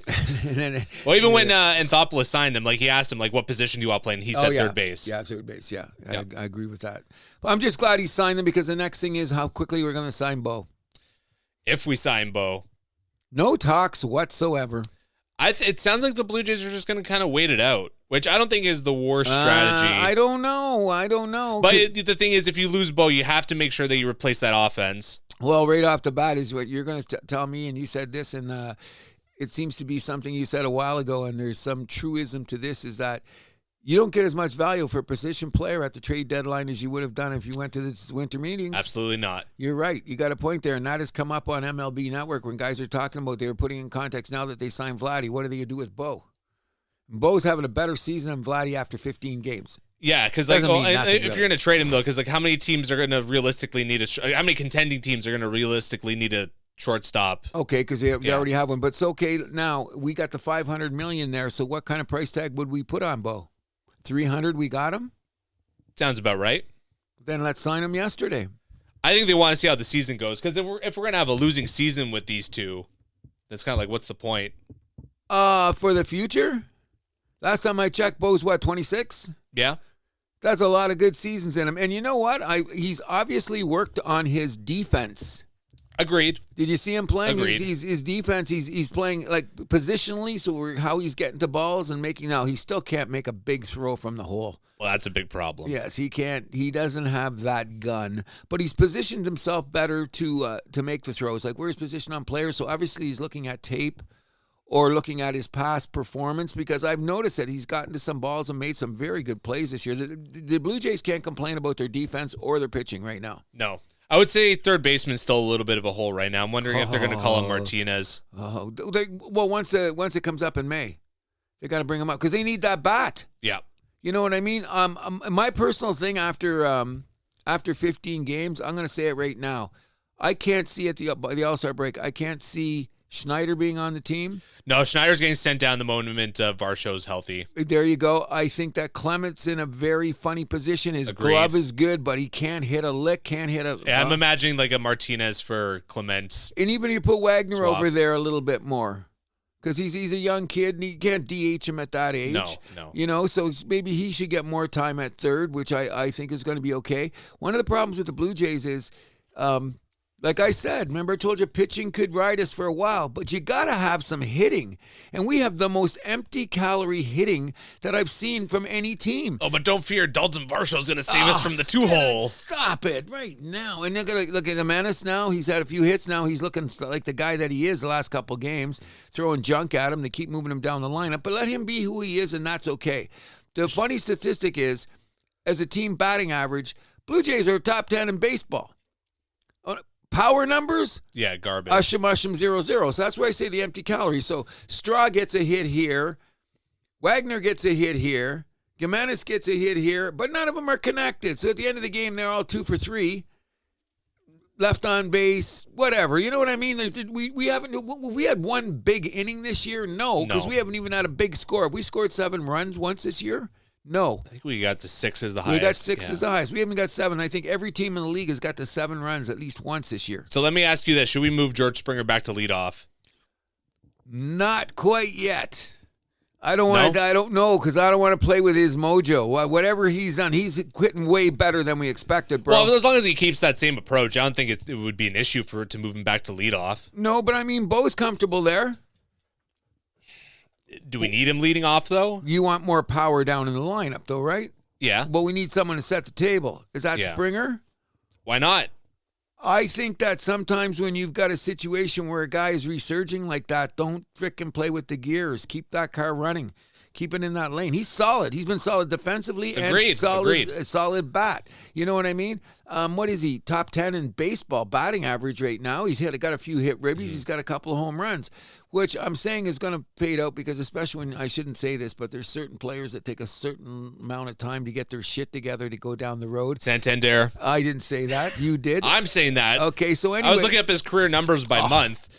April are what brutal. What do you mean? He needs to shake off all that, all the beers and all that good food he's been eating all winter. His swing is solid. His timing is a little bit off. I question his defense in the outfield. Yes. Oh, yes. I see him going. He made a couple plays where his footwork, and if you're listening, sluggers, When you're in the outfield, your first step will kill you or not. I want to come to the first Sluggers game. I don't want to record it and post it on YouTube. Okay, here we go. Gonna put together a Cruise highlight pack. Oh, gee. May 5th, I think, is the game, but I'll let you know ahead of that. But anyways, he's looking sketchy out there. And does our outfield really look that good?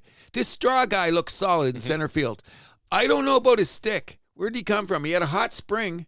But he's number 9 hitter if he's in the lineup. Oh, he's, nowhere anywhere closer than number 9. The other thing I'm happy with, I was not happy with them giving Kirk all that money. I'm still not.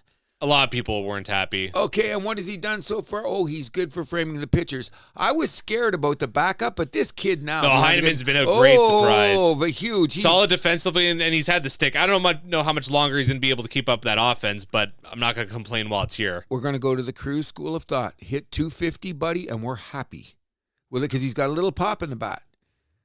I hope 250, but I'm thinking he's hitting 300 now. Now, with that a lot of baseball size. left to be played. Yes, a lot of baseball left to be played. So let's go to my theory though, which I've been saying the last couple of years: improve the offense by 3%. Well, I'll take 2% right now, because right now we are the second best team ERA wise pitching in the majors. Pitching and defense wins. Remember, Shakins have been telling us that for years. But we need more offense. Who is the dangerous hitter in our lineup right now besides nobody? Who do you fear? You don't even fear. You fear Vladdy, and that Vladdy's over swinging again. Yeah. Every time they brought him out as a pinch hitter the other day, I said, I don't like this idea. He did hit it hard into the hole where the guy had made a throwing. Well, I guess what would the scoring had been on that play? Would it still been a base hit? I think they gave him a base hit. Yeah, I think so. Because it was a tough play. He hit it hard, but he overswung on the pitch. And maybe when I even seen the pitch, he shouldn't have even have swung at that pitch. Which is Vladdy at his worst. There you go. He was excited. He came up to the plate. He was full blown. I'm going to do something. You barely did something. You didn't get the ball in the air. That's another thing. Can't we move players over? Can't we get a base, bunt, hit the ball the opposite field? Well, we got a lot of players that get down 0-2 quickly. Kurt has popped it up 3 times this year. I've seen every Blue Jay game. He has popped it up with less than 2 outs on a number of occasions when we've got a guy at second base, end of the inning, no runs. That's a recipe for disaster for the year. You got like 1 in 3. You had 3 chances, buddy. 3 times. You didn't even move the runner over. Okay? So move the runner over. Bunt. You know what I mean? Stick your ass out. Get hit with the ball. Do something. He makes me very nervous. He does. Kurt makes me very nervous. If he hits 260, I'm happy. I don't see 260 in that stick. Yeah, his offense has been a problem those last few years. He had that one All-Star season, but we haven't seen the same offense. Okay, so what do we expect since. from this combination of hitting? Here's what I will say that will put us a chance to be in the wild card race when September comes around. If our batting combination from the catcher's position is around 20, 70, 240, we're good. Those aren't any great numbers, are they? No. But I'll repeat, 20, 70, 250. I'm happy at that position, which means I don't really have high expectations. No. Because I expect the rest of the lineup to pick it up for him. That's the way I'm looking at it. You know what I mean? I still think we're going to get 25 home runs out of Santander's bat. I hope. Oh, look at the size of the guy. Look at the swing. He's over swinging now. And he's perfect for the dome. Once he gets warmed up, he's going to be there'll be souvenirs going out there, no problem. Perfect guy, left-handed bat.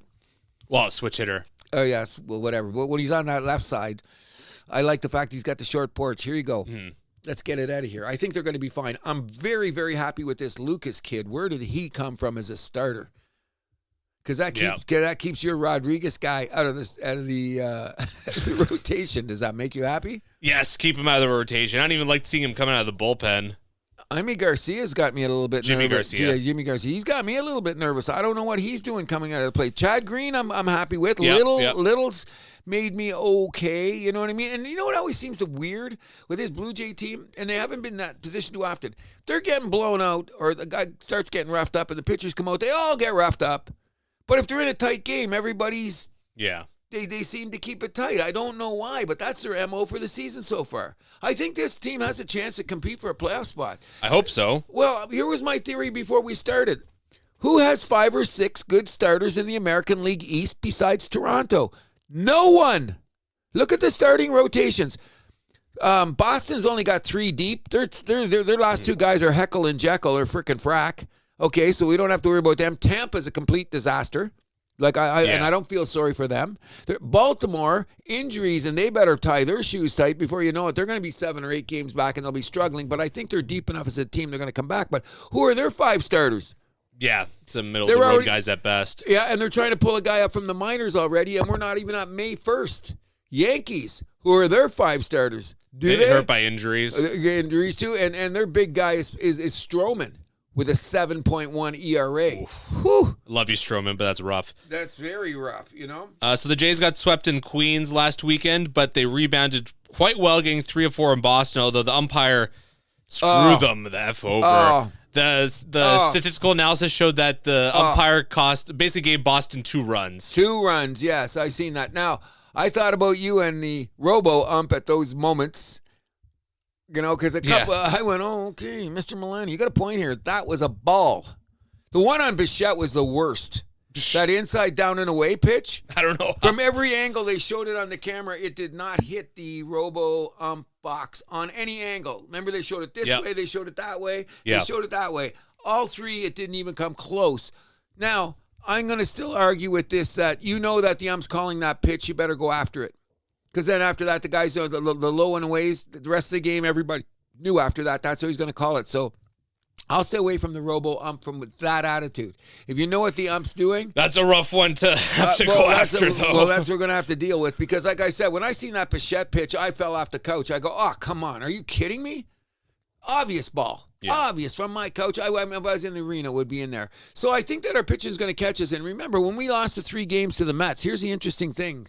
The Mets have the #1 ERA pitching staff in baseball. So we ran into some hot pitchers because we hit shit in New York. Sure. We hit shit there. But then you look at last game was the only one that they really had a chance. We had a chance, but we didn't hit enough. But you look at all those guys in their thing, because #1 is us, #2 is Toronto, #3 is Texas. I think. Wait, who's #2? You said #1 us, #2 Toronto. Okay, #1 is the Mets, #2 is Toronto, #3 is Texas. ERA in baseball after 15 games. That's not a huge sample size. But I'd rather be, 8-6? Yes, sir. I'd rather be 8-6 than 6-8. Any day of the week. This is the time to steal a couple of games because we got Baltimore in Baltimore. And they're in only 2 games now. Yeah. Okay, but I mean, let's get a split at least. Keep Baltimore down there. If we can take 2, it's okay. Now, this rain delay actually works better for Baltimore because they can get one of their top-end starters in quicker because he's got the extra day off, so they're going to work it that way, which is the only... But the Jays still be able to hit the guy, but I'm saying that's the only bad thing about this rain day. But it doesn't matter because the Jays are going to roll their 5 guys anyway. Will the Jays be able to hit the bullpen, though? Can we hit a breaking ball? Have you seen these guys with some breaking balls? I seen the order, 7, 8, 9. Pitcher struck all 3 guys out with the same fucking sweeper. I just watched. I said, didn't you guys look at the film? Guys, nope. They're throwing, and twice the ball was out of the zone by the time they swung. So they were swinging up balls. Breaking balls that were balls. Guys, go look at the tape. Hit off a tee. Do something. Bad. Anything else for baseball? Only the fact that we were not going to have any kind of power ratings or any of that kind of shit here right now. I think it's very interesting that... Maybe like around mid-May. Then we'll definitely do it. There's 2 things I want to say. Money wins in baseball. There's no doubt about it. Look at the National League West now. Did you see the records on those 3 teams? I feel sorry for Arizona. Colorado doesn't matter. But, I mean, how's Arizona even going to compete right now? Look at all those guys. Look at It's still so early, though. They're at 500. Who? Arizona. Yeah, but, I mean, look at who they're going to have to chase down already. Look at the records of those guys. And the Dodgers aren't even in first place.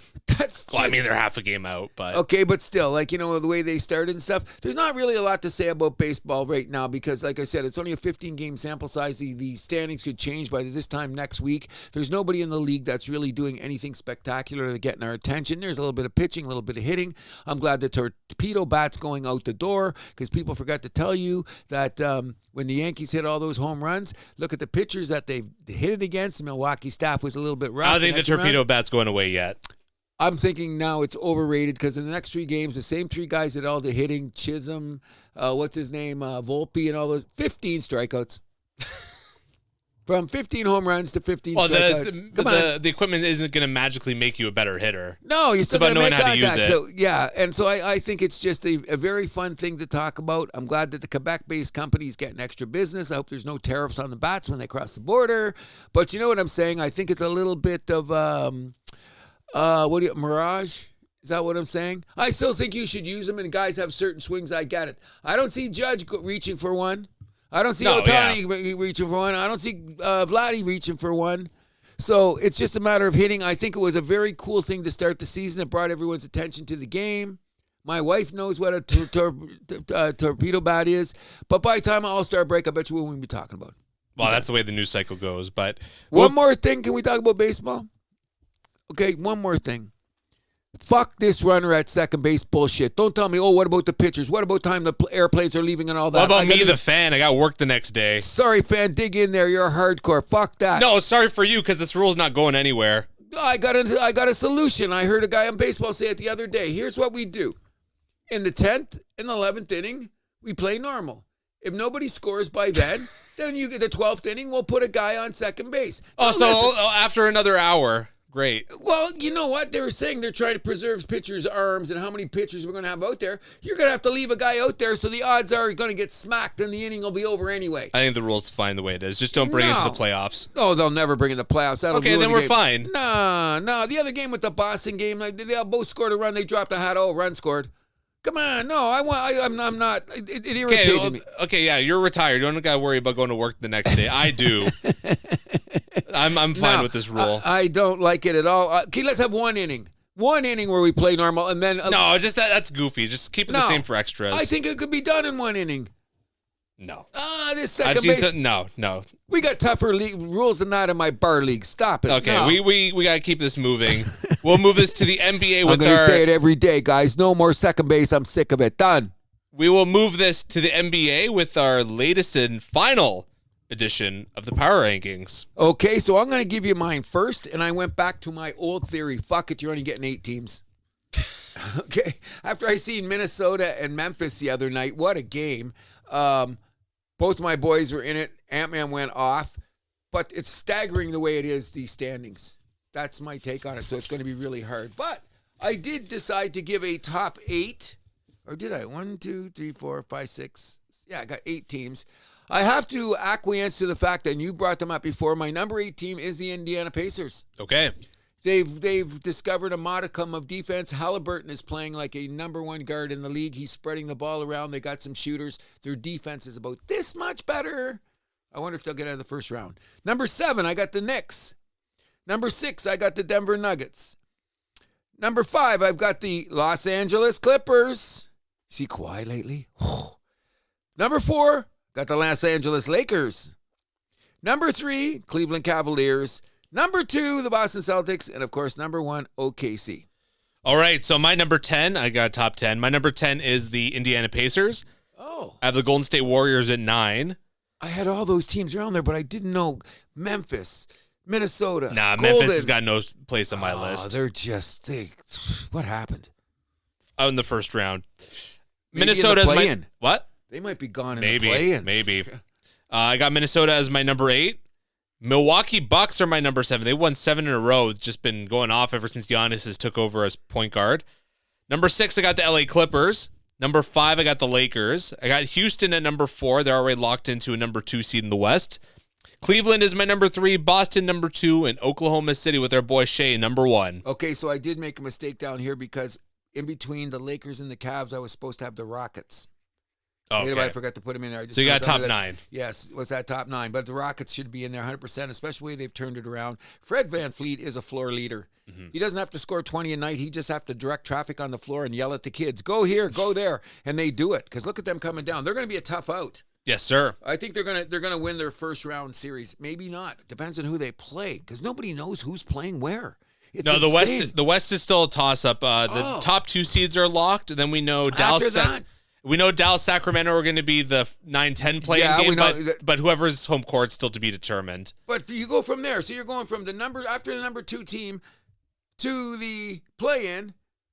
We're clueless with a day left. With 2 days left, we're close. Oh, it's 1 day of playing left because there's no games today. Everyone plays tomorrow. That's what I'm saying. So it's all going to be decided tomorrow.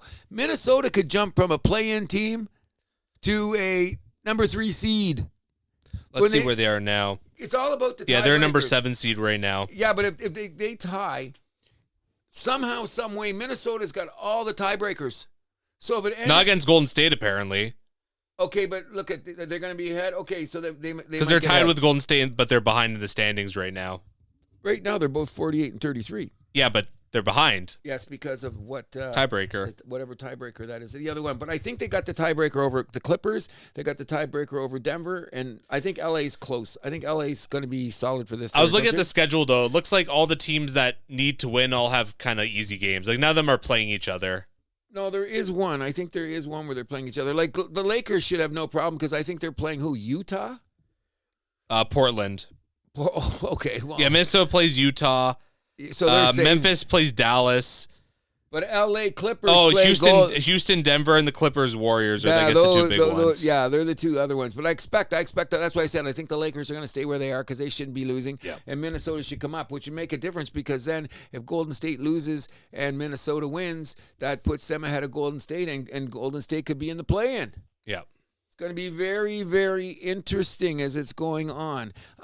Couple other things I was talking about, like it sounds like we beat a dead horse at some times. So after all the bullshit we've gone through all year with these goddamn NBA stuff that doesn't even matter, look at the drama they have created just going into the play-in. You know what I mean? Which is going to make us, and I'm going to say it all during the playoffs. Remember, people, they jerked us off in December. Didn't even want to know us in January, but greatest league in the world suddenly. Just makes me crazy, guy. Does. And you see the competition lately? These guys are swinging out there. You know, like what do we like? Isn't that fraudulent? I mean, the NHL we see this too, where Not like the game changes going into playoffs. Oh, of course, I got that, but I mean, I don't see as many games where they're non-interest or people forget and like okay, Lakers walked into OKC and kicked their ass last week. Okay. Are they going to shoot 60% from 3 every game? No, of course not. There you go. So they have those anomalies. I get it. And then the next night, it was a bit of a fight. Golden State was putting them away. And, of course, Luka had to change his diaper out of the game. So that, you know what I mean? You got to stop that, Luka, whatever. And, you know, he is running a little bit better. You know what I'm saying? But his defense could be a liability. Like, they protect him a lot of times. But, Luka, you got to be your best. You got to be last year's Luka in the playoffs if the Lakers are going anywhere. Because if you're not, you're done. You know what I mean? I look at it that way. Minnesota, the last couple of games I've seen them play, and if you look at their record, and you know I love Ant-Man, and I love Ja, those two teams seem to be going in different directions.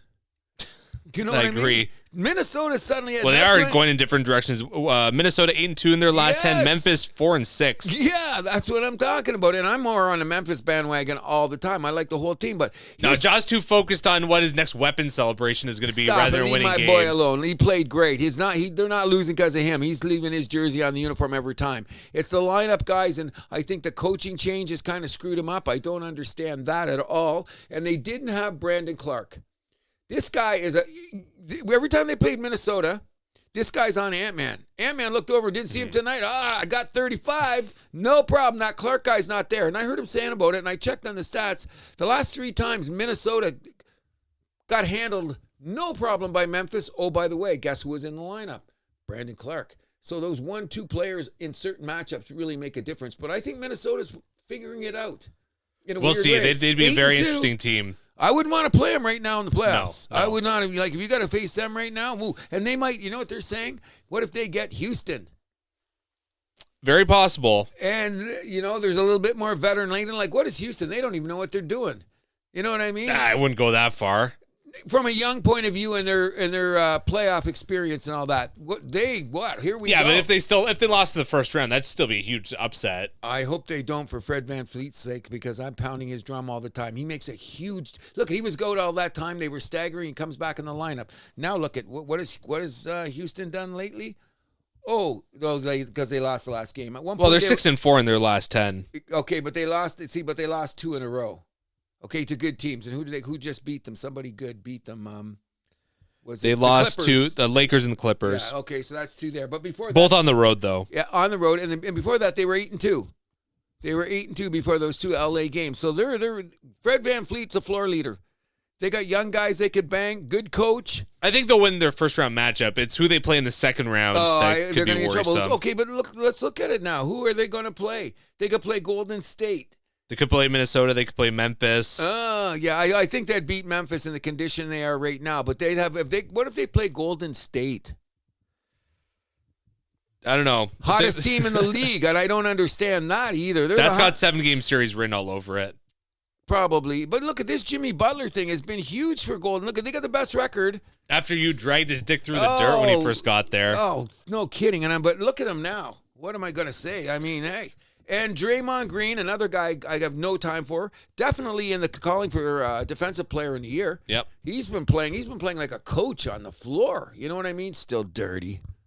So I guess we're burying the big lead here, which is that the Denver Nuggets fired head coach Mike Malone and GM Calvin Booth with, 3-4 games left to go in the season? What is going on? Jokic has got to be pissed. Otherwise, I don't see what's the issue here. Okay, the great Michael Wilbon always says this. If a coach gets fired in this situation and you don't hear nothing from the team, something's gone on that we don't know about. For sure. 10 days ago, or 2 weeks ago, did you see Malone's press conference? No, but you mentioned it. Oh, my God. That's why he's gone. Why? What'd he say? When these guys show up, when they watch film, when they work on tactics, being the definitive word, like, do they do it or when they do it? Coach, help us out. It sounds like he lost the room. I don't know. Maybe yes, maybe no. If your guys aren't bought in, that's an issue. That's what it sounds like. Okay, so he's trying to discipline them more, and maybe someone's barking out. Jamal Murray being hurt in and out of the lineup hasn't helped him at all. We got to agree on that. But it's all about the Joker here. Yeah. What did he have to say? And his silence has been deafening. How long before he's LA Laker? Stop it. You know, you said that the other day, and I heard a couple people say it on one of the ML basketball shows. You know, it's a short flight to Denver to LA, apparently. I hope not. People had photoshops all over of him and Luka together with LA. Yes, okay. But, let's take it one step further here. And I think it's got to be said now. Joker's top 20 all time already, isn't he? Well, I don't think he's top 10. Speaking of Joker, he just became the 3rd player to average a triple-double in a season after Oscar and Russell Westbrook. And Russell, come on. The guy's unbelievable.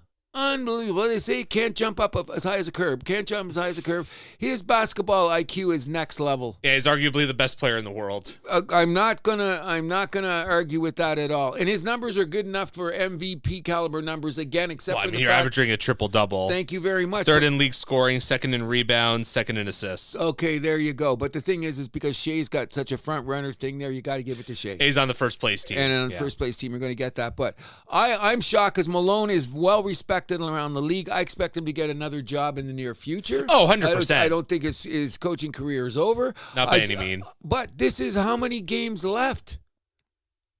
Insane. So some structure situations are going to be, or some high stress situations in the playoffs are going to be compromised because of, what are we doing, guys? Nobody watching film. Guys coming in when they feel like it. Blah, blah, blah, blah, blah. We got issues. And a month ago, I was talking about Denver. Don't sleep on Denver. They're going to go to the finals again. On this show, I said a month ago, they were my sleeper to go to the finals. Now I can't even trust them. When you do something like that. They're not going to make it past the first round. I hope they do. But, I've watched a couple of their games. The way they play is sloppy, but look at their lineup. They got Gordon. They got Jamal. They got Michael Porter. They got the Joker. They got that, the guy I think he went to a middle major guy. Well, there's 6th or 7th man in the rotation. Come on, the guy's a badger on defense. Can't score. No. Okay, that's one of my problems. And Kevin Pick, I'm going to work on that. I was telling my wife. I just described a guy to you. I see his face. Do I know his name? That is my new resolution. I got to remember. If I go just look at the Denver lineup, I could do it, but we're not going to go that far. Some other things that happened around the league. At 1,561, LeBron James passes Kareem Abdul-Jabbar for the 2nd most games played all time. Another notch on the belt for... 2nd most games all time? 2nd most. So who has the most? I thought Kareem had the most. Let's look up the record. I thought Kareem was the guy. I'm Robert Parrish. Oh yeah, the Chief. Yeah, he's number one. But so LeBron's only 50 away. So next season he's going to get the record. He's definitely. Yeah, I forgot about the Chief. He's number one. That's a lot of games for big men. Yes, it is. You know, that's Kareem and Robert Parrish. Those guys were not little guys. Nope. You know what I'm saying? Yeah, Parrish, the big man for those Celtics teams back in the 80s. And also another interesting note here, Valanciunas has played in every play-in tournament since its inception. What a weird freaking record, eh? When I heard that, I went, what? And lucky he got traded. Yeah. If he didn't get traded, the record would have been dead. But think about that. That's crazy. You know what I mean? I went, oh, okay. That's how that's going to go. And you know what? I think he's a bit disrespected, in my opinion. He should never have been traded in 2019. I think we could have won the championship with him. I still believe that. No, we need a Gasol. And then all the other times he's gone to places, he's really helped the team, then they jetson him. I tell you right now, I bet you Memphis still wishes they had him. Sure. You know, look at one of Memphis's problems. Oh, Valanciunas was clear that up really easy. Why do you think he keeps getting traded? Because other teams want him. He's always in a package. Can you throw in Valanciunas too? Because look, every time, what's this, fourth team now? Toronto, Memphis, New Charlotte, Orleans. or New Orleans, yeah. Yeah. Memphis, New Orleans, and now Sacramento. This is fourth team, yeah. His fourth team, yeah. And I'd have him on my team, and he's a hard worker. You ever see him when he still plays? He still plays hard. Oh, yeah. You know what I mean? I want him on my team. He's a good, and he's what, 30 years old still? Yep. He's only 30. He's not that old. So congratulations to you. You're going nowhere in the playoffs, by the way, buddy. So the East playoff is all locked in right now. Cleveland 1, Boston 2, New York 3. They'll be playing Detroit number 6. And then the 4-5 is going to be Indiana versus Milwaukee. For the play-in, it's going to be 7 Orlando versus number 8 Atlanta. And then number 9 Chicago versus number 10 Miami. I guess we could just make our picks now. Oh, I guess we could kind of. Okay, here's one thing I'm going to say. Playoffs, I'm not, there's another thing. I'm sick of this play-in. Just get 8 teams and get it over with. Well, we got to raid around. And another thing, and since we're going to have a play-in, why don't we have a best of 5 to start the series? Because you know they're getting their asses kicked anyway. So we got to have an extra game to see them get. No, I like best of 7 in the first round still. Just keep everything consistent there. Okay, so we get to see Sacramento get beat by 20 points 4 times. Okay. NBA is good like that. What did Brian Windhorst say the other day? No. The NBA is always looking for more games, not less games. There you go. And I went, oh, shit, I never thought about it like that. Because when someone said, why? Because they were shouting out, I think it was, I forget who it was, some old school guy was pointing out in the last 10 years, some of those series, horrible. Some like when a play-in team gets a first play, they were showing some of the graphic of what happens to these teams. Car wreck, train crash, the whole 9 yards. It's just so bad. But guess what? That owner gets that ticket. Yep. All about the cash. Anyways, we're going to keep a close eye on Denver because like some of the theories we have about teams, how they work, what happens when they do this kind of shit is going to happen. Lose in the first round. This is going to be live in front of us in a very short period of time. So, 10 Miami at number 9 Chicago. Who do you got? What is that? Number 10 Miami at number 9 Chicago. I think that Miami's going to pull it off. Really? I think Chicago's going to hold firm. Okay. And then number 7 Orlando versus number 8 Atlanta. I think what's wrong with Orlando? I thought they might, like at the beginning of the season, if you check the preview, I said that they maybe could be might have a chance at being a top 4 team, maybe top 5, top 6. They're in the play-in. They get knocked out right away. You know what I mean? I hope they beat Atlanta because I can't stand anything about that goddamn I think team. Atlanta's going to pull off the upset. I do too, but then you know what that means? That means I think that the winner, in a weird way, the Chicago... Miami? The winner of that's going to beat Atlanta, and they're going to be the one that play. They're going to be the 8th place team. So you think they're going to beat Orlando then? What's that? Yeah. I think so too. And all of a sudden you're going to look, and in the first round, who's playing who? It doesn't matter because that means that Cleveland's going to get Miami. What's going to happen there? 4 straight. It's over, which means the number 2 team will get whatchamacallit, right? They're going to get Atlanta. We're both calling them to Boston, Atlanta first round. That should be a sweep. I don't think Atlanta's going. I think they're going to get upset. But anyway, either one. No, we both said Atlanta's going to upset Orlando, though. No, I no. Yeah, they're going to get. Oh, yeah. Then they would So that have would to get the get 7th seed. Yeah. Yeah, they would get it. That's right. Okay, yeah, they would get the 7th. I hate that. I hope Orlando beat those guys because then they can get beat out. I hate Trae Young. I hate the way he ties his shoes. I hate the way he grew his beard. I hate the way he waves to the fans. He's too much of nothing in this respect. What have you done, guy? Walks around the court like he's Naismith. I invented this game. Guy just, I don't know. Until you win something or do something. And he's crying now. They let DeAndre Hunter go to Cleveland. Yeah. Crying now. Remember, who's the man on this team? Okay, then you're the man. They shipped him out of town. What did it could do for you now, Trey? I bet you'd wish you'd had that guy in your lineup now going in the play-in. So then Cleveland. Do you think I hate Trey? No, not at all. Okay. And then we have, you have Miami versus Cleveland. I have Chicago versus Cleveland in the first round. I'm guessing we're both going to take Cleveland. Yes, that don't matter. Cleveland's going there. Number 3, New York versus number 6, Detroit.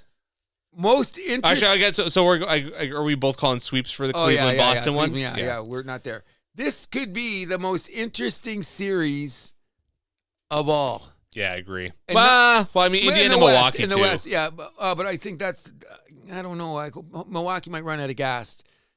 That's what I'm worried about. I mean, Indiana don't play defense. Yeah, but Giannis is proven. Is he not a top 5 player in the world right now? Come on, top 3, easy. I mean, he's just unbelievable. The thing I like about this Knicks Pistons series is that this could look like 1993. Look at the lineups. Look at how both teams play. You know what I mean? Yep. I don't think this is going to be a high-scoring series. Definitely not. You know what I mean? Definitely not. And my thing is that Detroit's going to turn it into a playground fight. Look at their lineup with Durant, that Stewart guy, Cade Cunningham ain't afraid of elbows up. So and the Knicks, who have they got? They got Brunson. Anobi's playing very quietly, very well.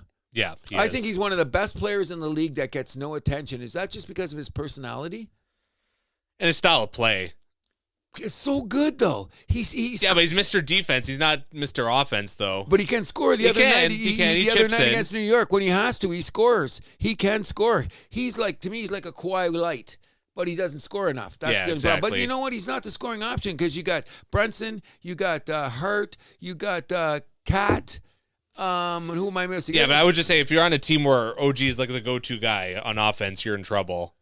You know what? If he was your main go-to guy and he became a scorer, I wouldn't be surprised if he became a good scorer.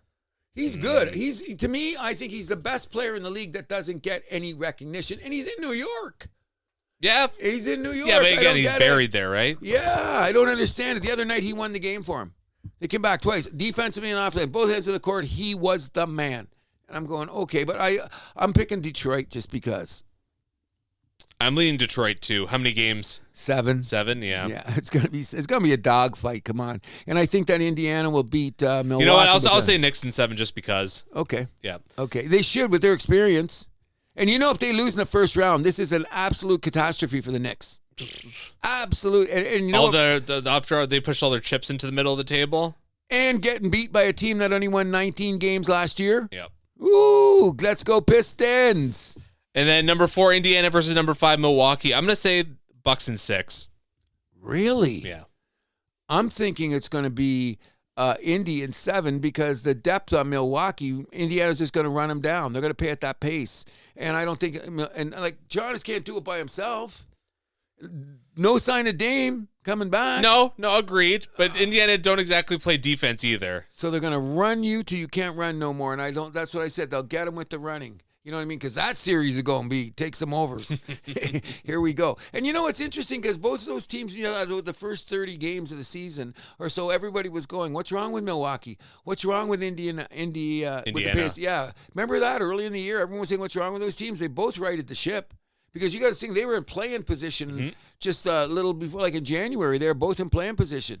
No, Milwaukee got out of there by, Christmas, I'd say. Yeah, but they all rose up well for before. both teams. We can't really predict the West. Can't make picks in the West. No, so the game should be over by the evening tomorrow. So by then, I'll call you in. We'll make a video posting that on social media. So keep an eye out for that. Okay. Anything else you want to discuss for the NBA? No, because I think we're gonna have a lot to say about it next week because we're gonna the play-in will be over. So when we do the show next week, we'll have all the definitive lineup so we can talk about it there, what personalities are doing what. Because right now we'll be just beating around the bush because it's so goddamn close. Oh, this guy, if I win the lottery tonight, we're going to Turks and Caicos next week. You know what I mean? It's kind of one of those deals. But we'll be keeping a close eye because I think we're going to see some dogfights, especially in the West. It's far too tight. You look at the West, it's unbelievable. Like, when you look at the lineup right now, at what is it? Oh, it's insane. Tomorrow, everything could change. Just throw it in a blender. Thank you. Okay, now let's go on to our favorite thing. Yes, we'll move this to our final main segment of the show, the NHL, with I guess this is going to be our last edition of the Power Rankings here as well.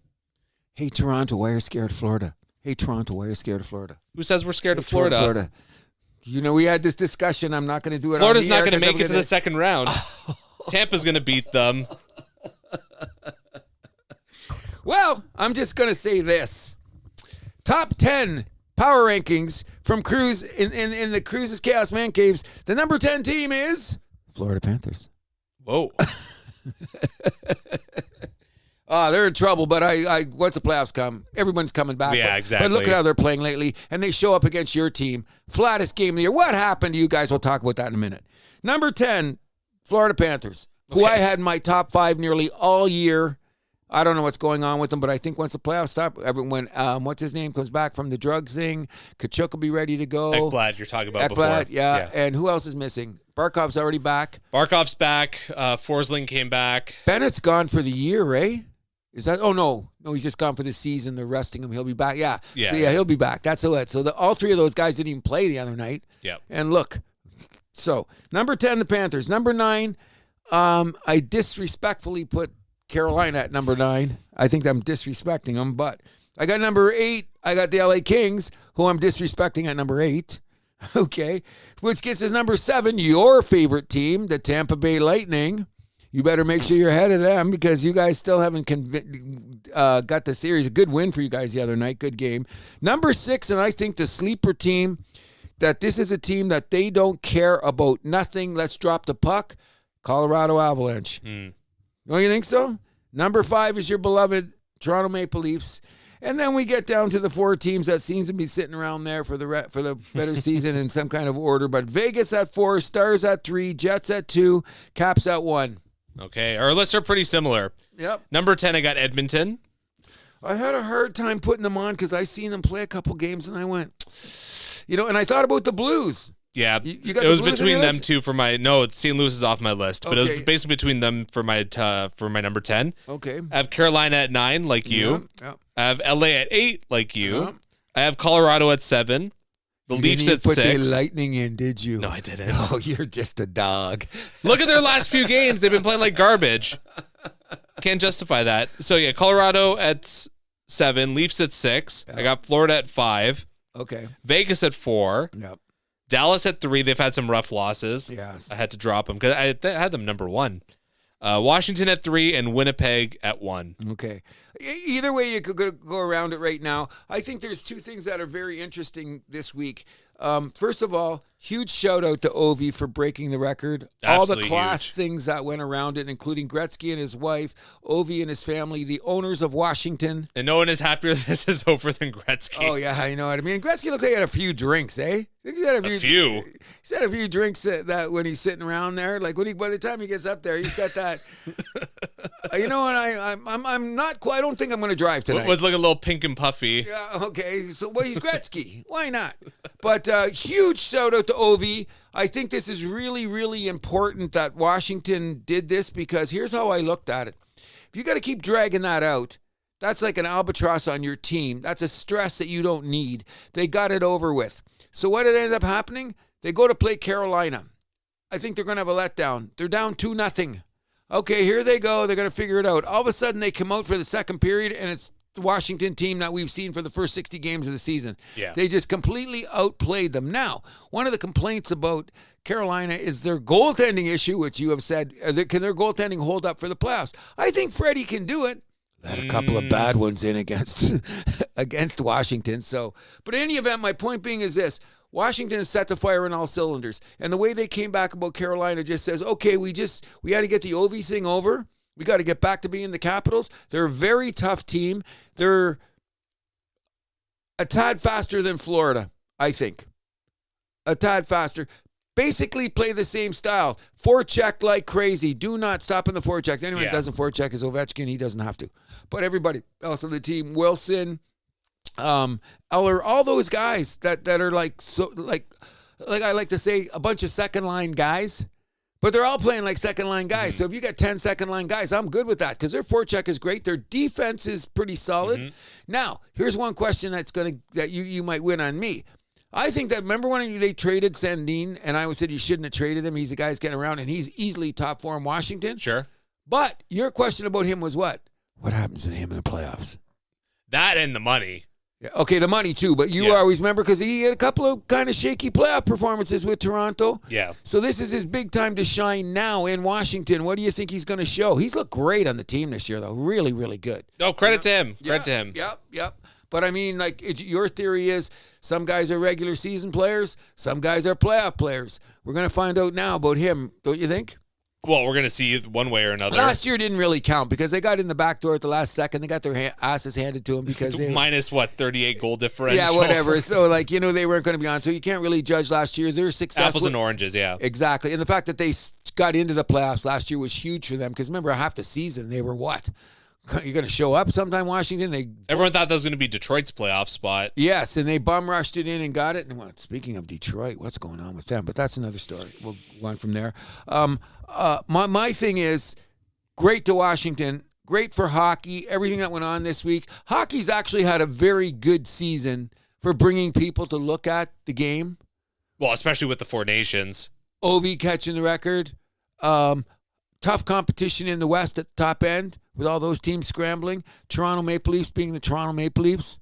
You know what I mean? All that goes to play into it. So I think this has been a level of a season that's a little higher up than usual. I just hope that the playoffs are outstanding so we don't have to hear about the NBA. We will see about that. That's what I'm hoping. I hope the playoffs is as good as the regular season because if it is, we're in for a great playoff. I hope so. Yeah, I hope so. So the Leafs got the split in Florida, like we talked about. Had a little bit of a letdown in Florida. Letdown. I saw Stanley out there playing defense. I go, where's my dog? Oh yeah, he's out in the Leaf defense. What did you guys do? That's a huge game, bro. You guys when you walk in there, half the arena's empty. You think it's a practice sometimes. The only fans in there were Leaf fans. So what are you talking about? I was actually shocked at how low the attendance was there. I know. It was what, 14? I don't know, but I know Florida has a little bit of or Miami, I should say, has a little bit of a reputation of people showing up late for games as well. But come on, no, that was embarrassing. And you know, at the lower level, how many Leaf jerseys did you see? It was freaking paper. It was Leaf jersey or empty seat. Yeah, that's what it was. Exactly. And I went, what's going on? Someone did mention on the broadcast, where's the season ticket holders? Who brought it up? Who does the sideline? Who's the sideline guy? Would have been. Was that Sportsnet or TSN carrying the game? Sean McKenzie? No, it wasn't. Cal I think it was Cal McCoskis. Yeah. He alluded to it in a very weird way about, look at the lower level here. Is this a Etobicoke or is this Scarborough? You know what I'm saying? And you're looking around, and then attendance, or Vaughan, whatever the case may be. The bottom line is that it wasn't sold out. That's insane. If Florida was defending champs, final few games of the season, the Leafs are in town. Going division for that rival. Keep adding it on. If that game's in Toronto, it costs you $500 off a scalper to get in. Yeah, exactly. Think about that. $500. Even when the guys that went down to the game, they were only paying what game was that? Was the Philadelphia game? A bunch of Leaf guys were outside. They were only paying $200-300 for a ticket. I was very surprised. What would the price of the ticket be? Florida in Toronto, that scale of game in this city. What's the price of a ducat? Woo! Mortgage payment? Yeah. I don't know. But it's going to be, that's surprising. And like you say, this is Florida's reputation. Miami's reputation. You know what I mean? I know Miami Heat games are notorious for that too. Exactly the way it's going on. But meanwhile, if it was a Florida Gator game, or if it was a Seminoles game, or Dolphins. Even the Dolphins have their issues because really? Yeah, because they say they got a higher level on college. Because Florida, interesting. Yeah, they say that because they say that's the problem. I know Miami Marlins. No one shows up for those games. Oh, they're hurting badly. But they were saying They've because been their entire life. Yeah, but it goes like that because people forget the two biggest states for high school football are Florida and Texas. So there's a big hype on Friday. Then Saturday, college football in Florida is next to church. So by the time it gets to Sunday, the Dolphins are kind of last in line, they say sometimes, and it's been that way over the. Yeah, they were. I mean, team success probably plays a role in that too. Oh, true, and those guys have been even better. Yeah, but we should get back to Leafs, Florida. A little bit of a letdown there. Oh God, yeah. I will say this though, as a fan, I think I'd rather have that going into the playoffs, especially since it's a potential playoff series, than like the Leafs like running them out of the building. It's a little bit of a wake up call. They need a wake up call in Game 70. What? Stop it. They need a wake-up call this late in the game? Whoa, then you guys are in trouble. These are guys that are like being told what to do every step of the way. Matthews had a Matt Sundin game back in those games I was telling you about. Where's Matthews tonight? You guys were so, like, by the third period, you said, okay, let's make a run at this. Okay, and you made it. Where were you guys in the first? What was the shots on goal? 14-3? Florida did a good job shutting it down. Fight back. Fight back. Look, Tampa came at you guys the next night. Yeah, agreed. They came back. They fought. They were fighting back. You know what I'm saying? I didn't see that bite in Toronto, especially against Florida. Now, if this had been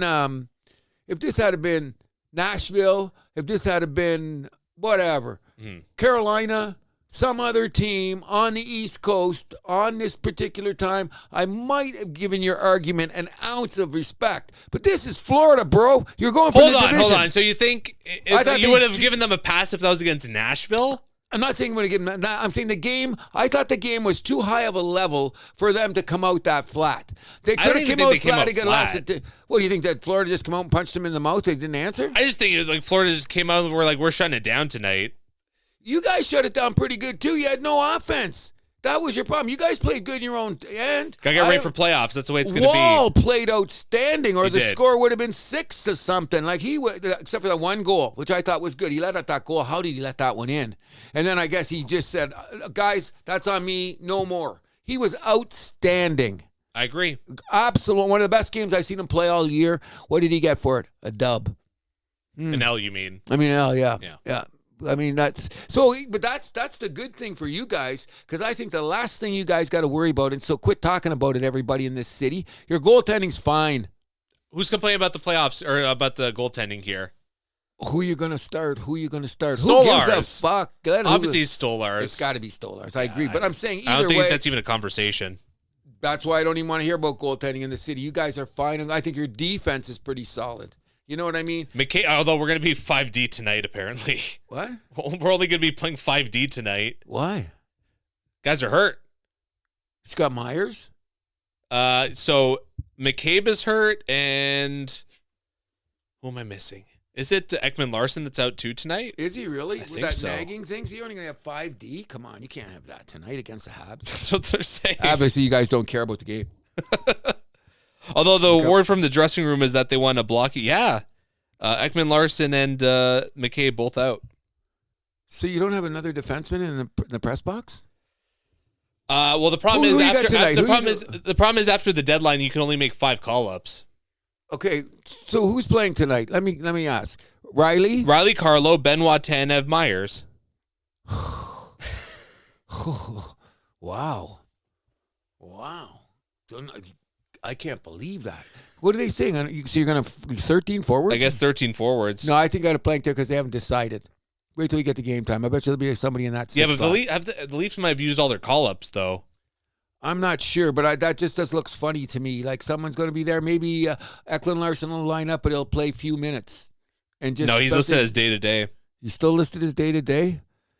And what's his name is definitely day-to-day. McCabe. Yes, he's day-to-day. Yeah, McCabe can't. I don't think they're going to be back until playoffs. Oh, I know. Like, rest of the guy. Look at the minutes he's put in this year. It's safe to do that. You know, it's what Florida's doing with Bennett.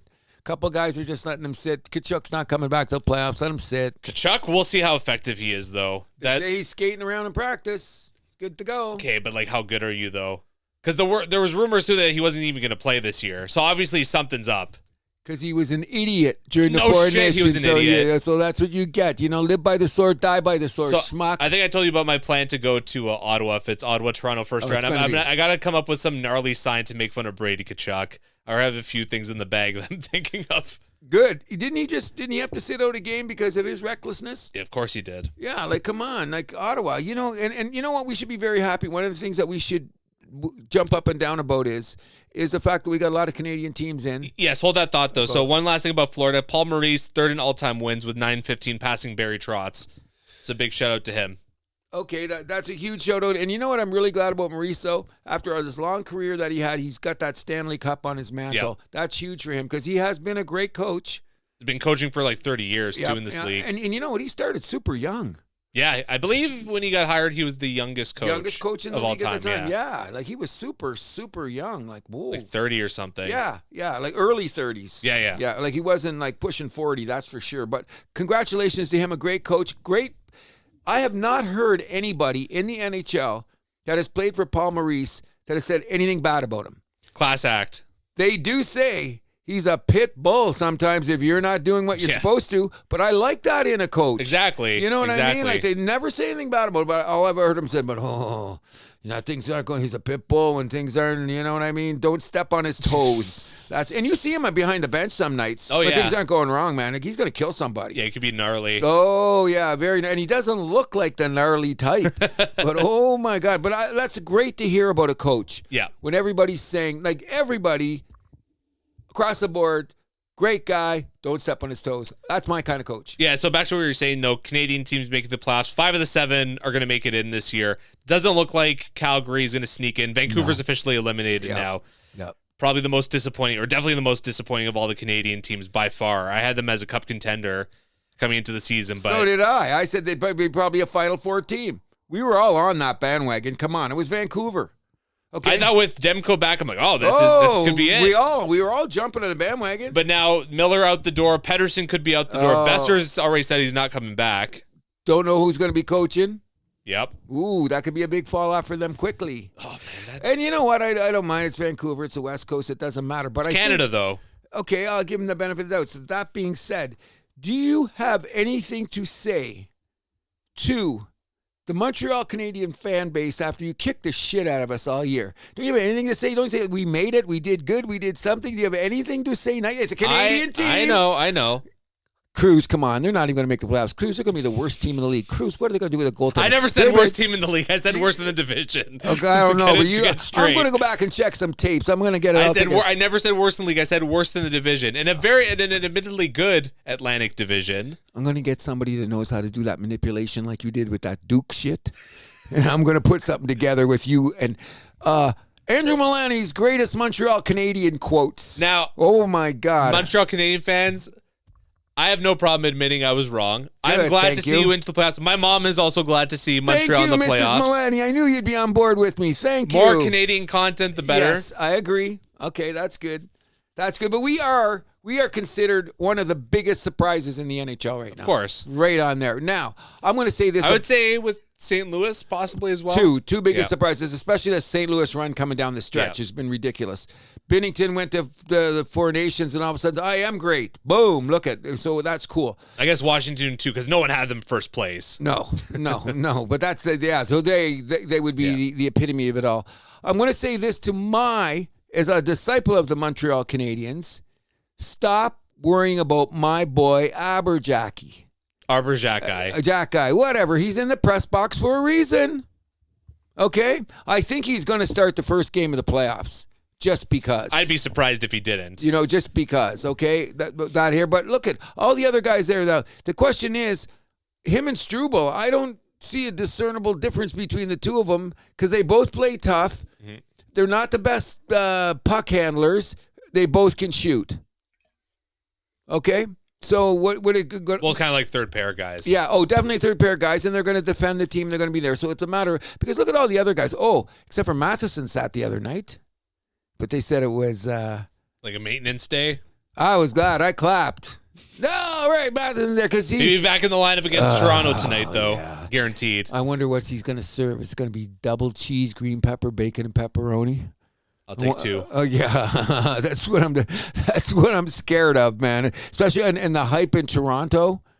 with the loudness of the crowd and everybody going in the rivalry and the whole 9 yards. Toronto a chance to just block Montreal clinching it just for one more game. The whole 9 yards. And Toronto needs the 2 points as well. That's not beat around the bush for that division title. No. It would be the first time Toronto has a division title in a full season since 2000. Was it 2000? I thought it was 1999, 98. 2000. 2000. Wow. Whew. I was 7 years old. Wow, you probably don't even remember that. I vaguely remember like the playoffs, but like that's it. The crazy thing about it though is that we're such diehards for our team that I'm gonna be picking them and stuff like that. Is that sometimes when I was talking to a couple other friends about it, especially Serge, if you're listening, you know where we're going there. We're being very reserved about this because, like you said, at the beginning of the season, there was no pundit on the planet had Montreal making the playoffs. No. None. Nobody. Now we've gotten there. We've gotten there more on grit and grime and dirt than anything going. When's the last time grit, grime, and dirt won a Stanley Cup? Yep. Okay, we got it. Now, it makes for good, entertaining hockey. No, but and you're proud of your team. I don't want to say rebuilding, but you're kind of on that journey back, right? Yeah, and we made a huge step. The thing is now we're going on, can't make the step back, can't go backwards next year. No. Then now that we're here, we're going to go forward. So my theory is what I said. The goaltending is held up. Our third or fourth line is still going to be Gallagher, Dvorak, and Anderson, which isn't a bad third or fourth line if they continue to play the way they're they're spending a lot of money on them. That's the thing. Well, yeah, and we got to keep. We're going to be there. Thank God we got some friendly contracts on the front end because they're all going to be 2 years. Also, Demidov signing from the KHL. There we go. So that's a good sign up. And we got the Finnish defenseman who's on his way. We got 3 prospects. The Swiss guy you're there. No, Austrian, isn't he? The guy you drafted like 5th overall a couple years. He's Austrian, I believe. Big boy. Yes. Big boy. Reinbacher. Yeah. Oh, yeah. That guy, big boy. But let's just see if he translates. He hasn't played a second in the NHL. He could be a bust for him. His development was kind of held back this year because of injuries. So hopefully next year he can get some games in the American League. Yes, that's the whole idea. I don't expect him to be a presence on the team next year. No, his ETA is probably still a couple years away. Yeah, that's what I'm saying. Because he's still only, 19? 20. Turning 20 I this still year. say he's a good year away. Like a good year, North American year away from being on the team. But we got Logan Mayo, and I heard they deliberately left him down there because he's going to be starting at the beginning of the season. But he's a project. They're making him stay there, so he'll play those minutes. How old is he now? Oh, he's only 21. That's it? I thought he was a little older. No, I don't think so. Let's take a quick look. He's relatively young. Because when did we draft him? 4 years ago, which was 18, so maybe he's 22. He's not that old, and he's big, and he can shoot. Oh, yeah, he's 20. He's going to be 22 in 3 days. Okay, so we're good. We're good with that. Get him up there, the way we're going to go. So I expect it to be pretty electric tonight. Oh. I think it's going to be pretty electric. And I had a friend of mine come in last night. I said unexpected guest, which was great. We had a good time, but I know he's in the business. He gets tickets, and he goes, I think I got 4 tickets for tomorrow night's game. I'm not sure what to do with them. I thought of you right away. I said, okay, listen, what's the deal? And he let me go for about 6 minutes. He goes, I'm only joking. I just want to see what your reaction would be. I said, that's not nice. He goes, you were cool about it. You didn't try to just, he thought I would go, give me the tickets right away. I said, do you have anybody interested in those tickets? He said, you were very diplomatic to start. And that's all because, you got to say that. If you do have tickets, of course I'd want them. But, he said I was very diplomatic about it, which is cool. Which is cool because we'll be here to watch it anyway. You know what I mean? Yep. Which means by this time next week we'll be start making our picks for playoffs because everything should be decided by then. I believe first night of the playoffs is going to be next Saturday. Yes, I believe so. Maybe I'm off by a couple days, but it's right around the corner. I think it's next Saturday. One of the interesting things before we get off the Montreal Canadiens thing, I think it was. What's his name was talking about it? Who was talking about it on MLB Network? It wasn't the NHL Network? Yeah, NHL Network. They brought up an interesting point. They said the smartest thing that Montreal did was waive Primo as a goaltender. He was a disaster. Serge, I told you that 2 years ago. Something about this guy. Remember I said I was not a Primo guy. I said, let's give Montembeault a chance because he had the potential. Yeah, agreed. Obviously, he was going there. But the break is we got the kid. We got to see what he's worth, and he's a solid goaltender. So we're going to kind of be like your team starting next year. Goaltending should not be an issue for the Montreal Canadiens to start the season. We're going to have two solid guys. What you need in this above day and league age. average. Above league average. And what do you need? The template has been set by Toronto because now they're starting to say is sometimes it could, if the games get tough and really get crazy, the wear and tear on the Vasiliev, the Hellebuck, Bobrovsky. Oh, God, you see the amount of games these guys have played? Yeah. Holy cow. Couldn't they give Hellebuck a few more nights off? They don't have a great backup. That's the issue. Obviously, they don't. But look, what is he going to play? 60 games? Let's see right now. I'm on the goalie page. And you always say 60 games is a lot for a goalie. Now, yeah, he's at 61 games, 60 starts. Vasilevsky has had 62 starts. Bobrovsky 60, 53. 50, yeah, a little less. They've rested them because they had Spencer Knight for most of the season, right? Yep. Ottinger is, I believe he's at like 56. Yep. Yeah, all those guys. But you know what? There's the other argument. This is true. That's part of your routine. So playing all those games is just like playing like on a defenseman. So some guys it doesn't matter. Some guys it does. I don't know. We're going to see. I never heard Vasilevsky? Yeah, I hasn't heard Vasilevsky too much. But they said last year he had a little bit of wear and tear. Well, we don't know. I mean, last few years he's kind of broken down the playoffs. Might be also because of those Stanley Cup runs, and I'm sure there's a lot of factors. A lot of minutes. Yeah, a lot of hockey in a short amount of time, right? A lot of minutes. You know, I'm kind of hoping that... Actually, Montembeau is on that list as well. But he's only what? He's only played 48, hasn't he? 58 starts. He's had that many? Wow. I thought it was like just... I mean, well, you guys had Primo. You guys didn't have a choice. No. When we put him on, get rid of him. I've never liked him since the minute I seen him. He seems too stiff. He's not my other... You know what he is? You know how I was telling you about your Holmberg and what's his name on the old table hockey games? Well, Primo's a table hockey goalie. That's it. That's all he does. He's a table hockey goalie. And he was a big boy, too, eh? Yeah. Big. Where's he at now? I'm playing in some... Probably Laval. No. He got waived. I think I waived. Someone picked him up. So what's... Is he at Laval? We should check that out. No, I don't think anyone picked him up. Caden Primo, right? Yeah. Someone asked about him. He's in Laval? Yeah, he's in Laval. Yeah, who would pick him up? Because you can't send him to your American League team if you pick him up off waivers. He's got to stay in the NHL. That's right. So, yeah, nobody would want him after seeing him. But I bet you he makes a move in the offseason that somebody will want him for a backup, someone that's desperate for a backup. That's if you need some AHL depth, you pick him up. Then maybe that's what it is. Because I don't see this guy as a regular goaltender in the NHL. And we drafted him in the second round, too, didn't we? Oh, I think so. But we took... Taking goalie, I don't know. Like, a lot of teams won't take a goalie until like the third round. That seems to be the move now. Unless he's an absolute guarantee, and nobody has no goalie's ever a guarantee, though. That's the thing. No, it is. And who's the last guy that drafted that high? There's been somebody in the league. Spencer Knight was like a 13th overall pick or something. Yeah. And I thought he should be. He's still going to be something. Where is he at now? Chicago. Yeah. We'll see. Yeah. There's another team. Was it Nashville that like took a goalie high in the first round like a couple years ago? I think it was Nashville. And what's his name? He's not on the team now, or is he a backup? You're right. What's that guy's name? And I think he got traded because they got Soros. No, it's like another guy that they have. Not Askarov. I know. No. There's another guy. You're right, but I think he went to another team. Did he go to the Kings? No. Or somewhere out west? You got my starting to make me think. Who was that guy? I'm going to try and look for it quickly if I can't. Okay, because there is some solid goaltenders out west. I think Dostal of Anaheim is first-rate, great goaltender. I think he's good. I think the guy I don't think San Jose's got any goaltending you can talk about.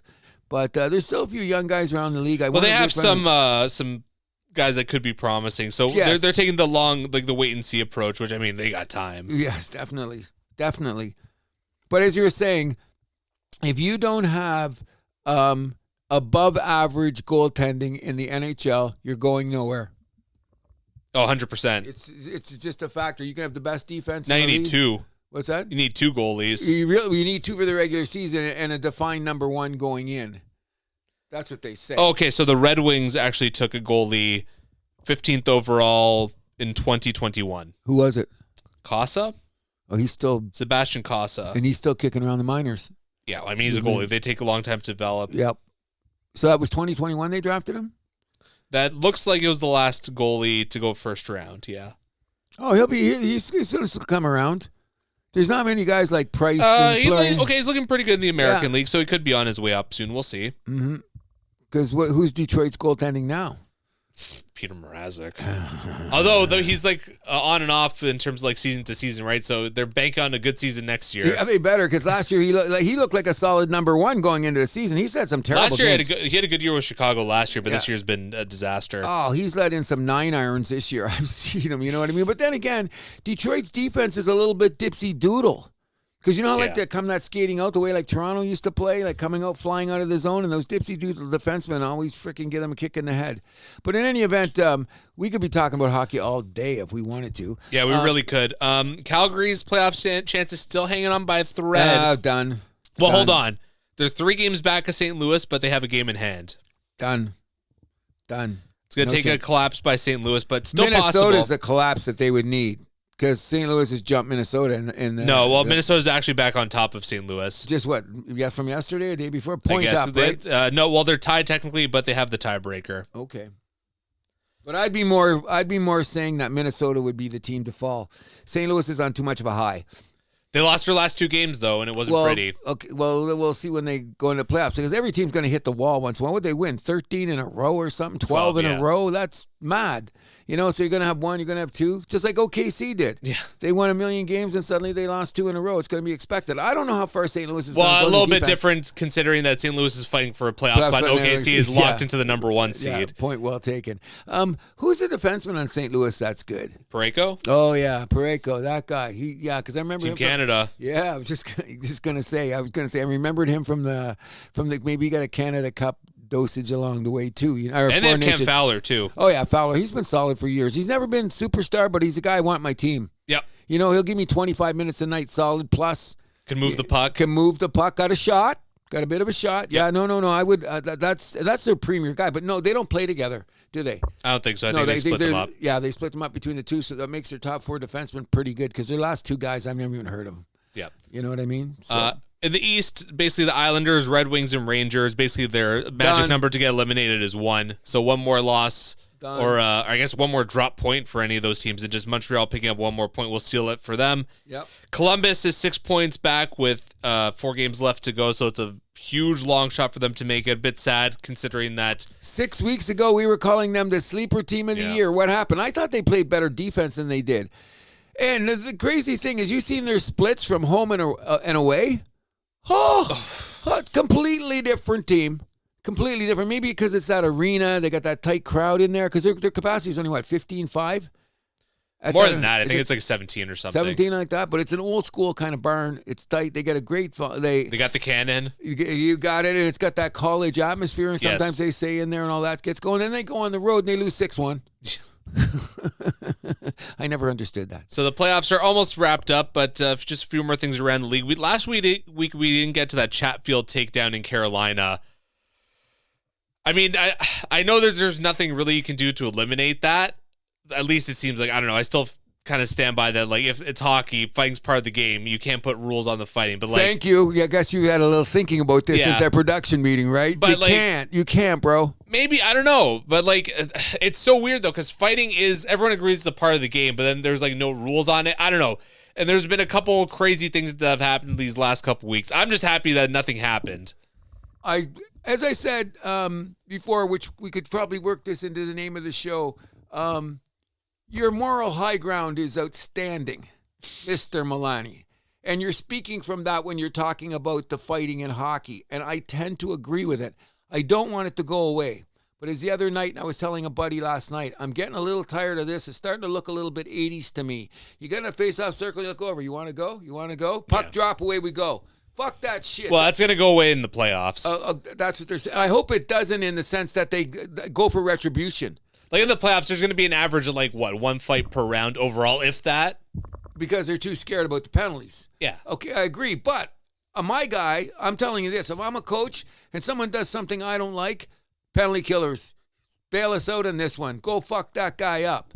That's how I'm going to think about it, because like there is some reverse checks.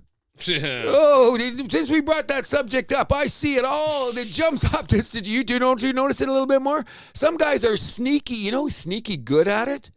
Cofield. Oh, For really? his size. He's no, because I guess he's got pushed around enough. He's put a little bit more beef on. Look, he's a little thicker. And I've noticed a couple of times he does that stutter step, bang, gets the guy, gets the open spot. I go, you sneaky little kid, you. So I can't be saying all bad things about it. But you know what I mean? There's certain things that are going on in the league right now that guys are, you do that, there's a scrap. Yeah. Okay, and I think that in the playoffs, I don't want to see that going away because if you fuck with my guy, I'm going to fuck with you. That's all there is to it.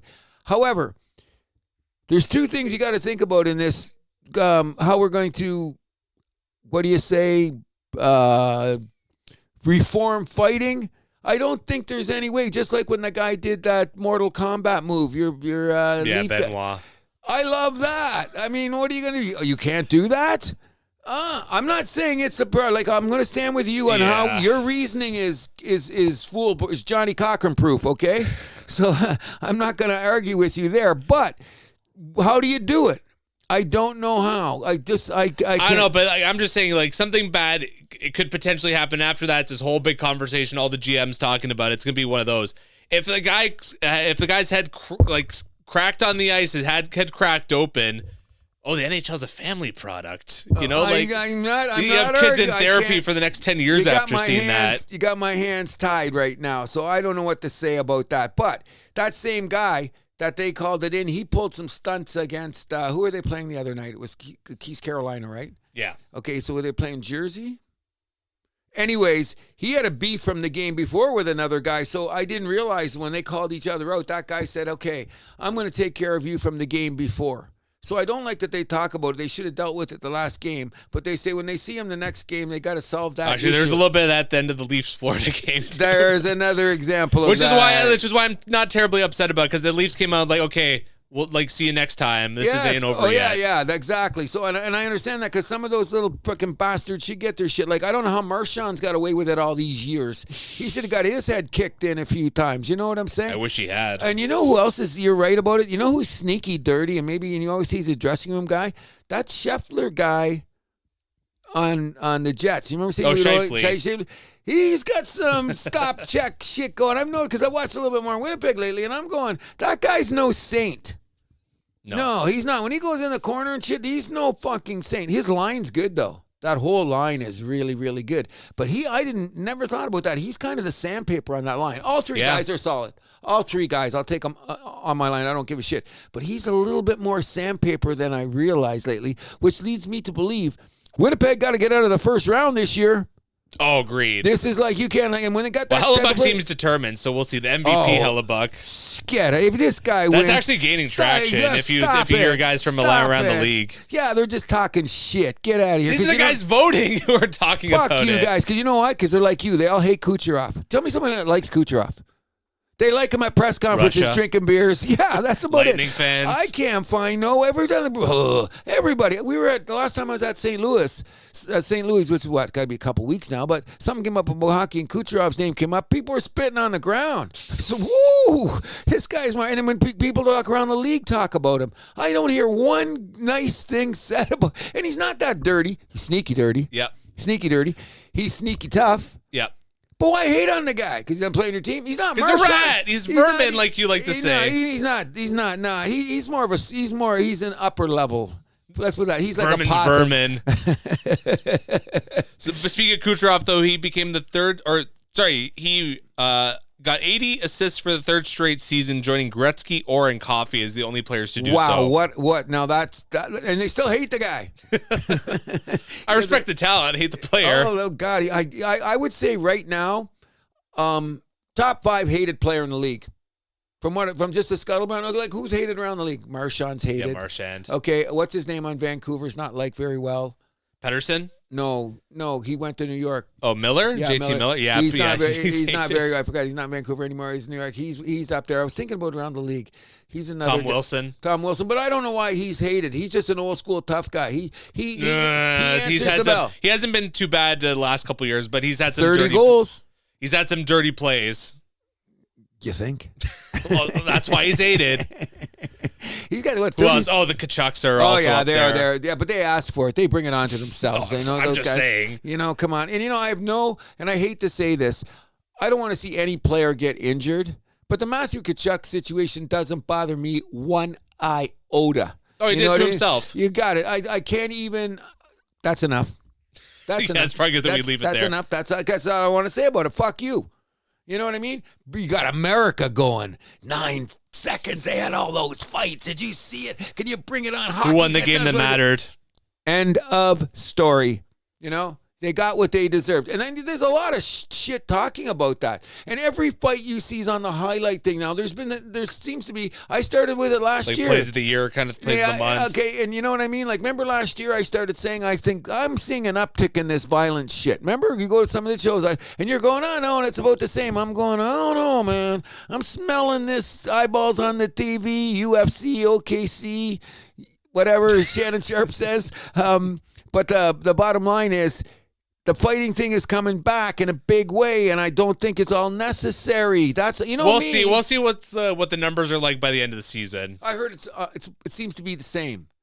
One of the words I said, like, we'll see at the end of the season. But one of the guys that said something, one of those metric dudes said, there's not an alarming rise. Okay. So it shouldn't be talked about. But we had some crazy-ass brawls, though. That's the thing. You know what I mean? And they've been front and center. What's going on? When that guy body slammed Buddy there the other day, how many times did you see that in the highlights?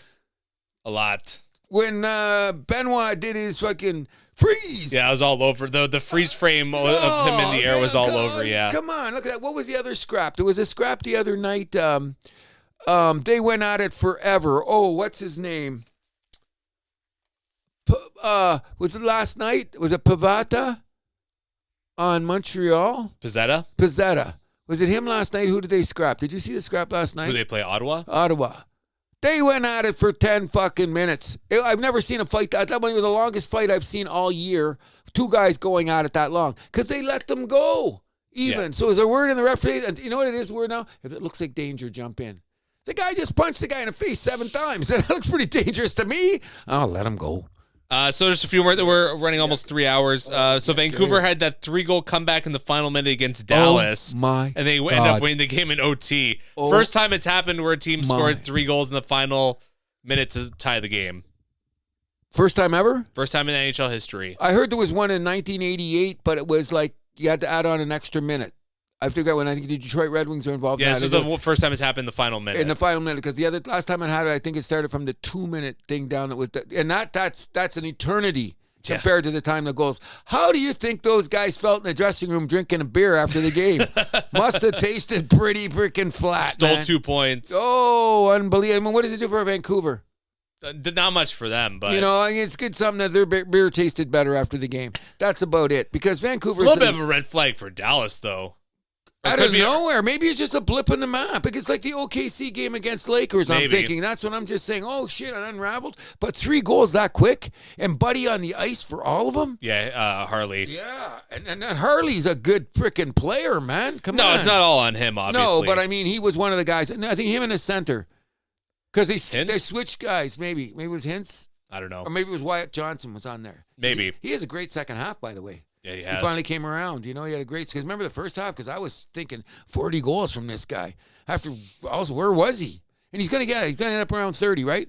Yeah. Well, we'll keep an eye on him going into playoffs. And Definitely. Then big news this week also: Landeskog loaned to AHL Colorado on a conditioning stint. He is going to be on his way back soon. Hopefully, playing for the Avs come playoff time. I just want him back because we want the best players we can possibly see on the ice playing. And he's a great player. And his career was in danger. He had, they were talking about that Kawhi Leonard degenerative knee shit and all that. But he said he felt great after the AHL game. Great to hear. Yes. I'm just worried about some idiot taking a run at him. I know you were saying that. But what do you think? He goes on a 3-game? He starts the first game of the playoffs? I think that's the plan. That's what I think it is too, because then you avoid all that salary cap game playing that everybody does. You know what I mean? Hence the reason Pacioretty's not playing till the first game of the playoffs. I don't even think he's going to play game 1 for the Leafs. I think he'll get playoff time. Not game 1 though. He's better than Holmberg or what's your other guy? Yeah, but you're going to play him on the 4th line though. That's the thing. Well, they can. I think they're going to wait for something to happen, like a spot to open up on the 2nd or 3rd line to get Pacioretty back in there. I don't think they should mess with the first two. Well, maybe they will. Yeah, with the Nylander. Injury pending. No, Injuries pending. No. You're right, because I still say he would be better off than Buddy. No, you got to keep that second line with McCann. You can't touch those top six. No. And you know what they've done? Although him and Tavares were a great little pair. They worked out together, especially with Nylander getting to the open space. But then, look, they're obviously Berube was calling me the other night, and I said, yeah, do it. We called me up and said, Cruz, do you think we should put that line back together? You know, the Domi, Robertson, yeah. Okay, yeah, good idea. Thanks, Cruz. Click. He called me personally just to ask me that question. And then Robertson does that play where he bounces the puck off the net around the guy and did that play in between the legs with Marner. Robertson, you got to be careful about some of those things you do, because if they backfire, you in a press box. You're in a press box. And he's shifty as fuck. Although the good thing is if he is in the press box, he's like going to score 2 goals the next game. Yeah, okay. So that's what I'm saying. Just scratch him every other game into the playoffs. Yeah. You're good. He's looked great the last couple. On the floor, he didn't play the Florida game, did he? I think he was a scratch. Yeah, was he scratched for that game? And then he scored the 2 goals in Tampa, right? No, Nice had a hat trick, and Marner had the other goal in Tampa. No. Then he's played before that, because he's looked good. Because he shoots the puck. I like that. Like, you don't get enough from Holmberg, and what's the other guy's name that I'm always Youngcroc. They don't shoot enough. Anyways, we'll keep this moving to our Saturday night pick'em. Last week I beat you 7-5. I should be allowed to pick. I am now up by 20 picks this season, and 12-9. I have it wrapped up already. Wait till the playoffs come. About 7 for 13. You were 5 for 13 exactly. We'll wait till the playoffs.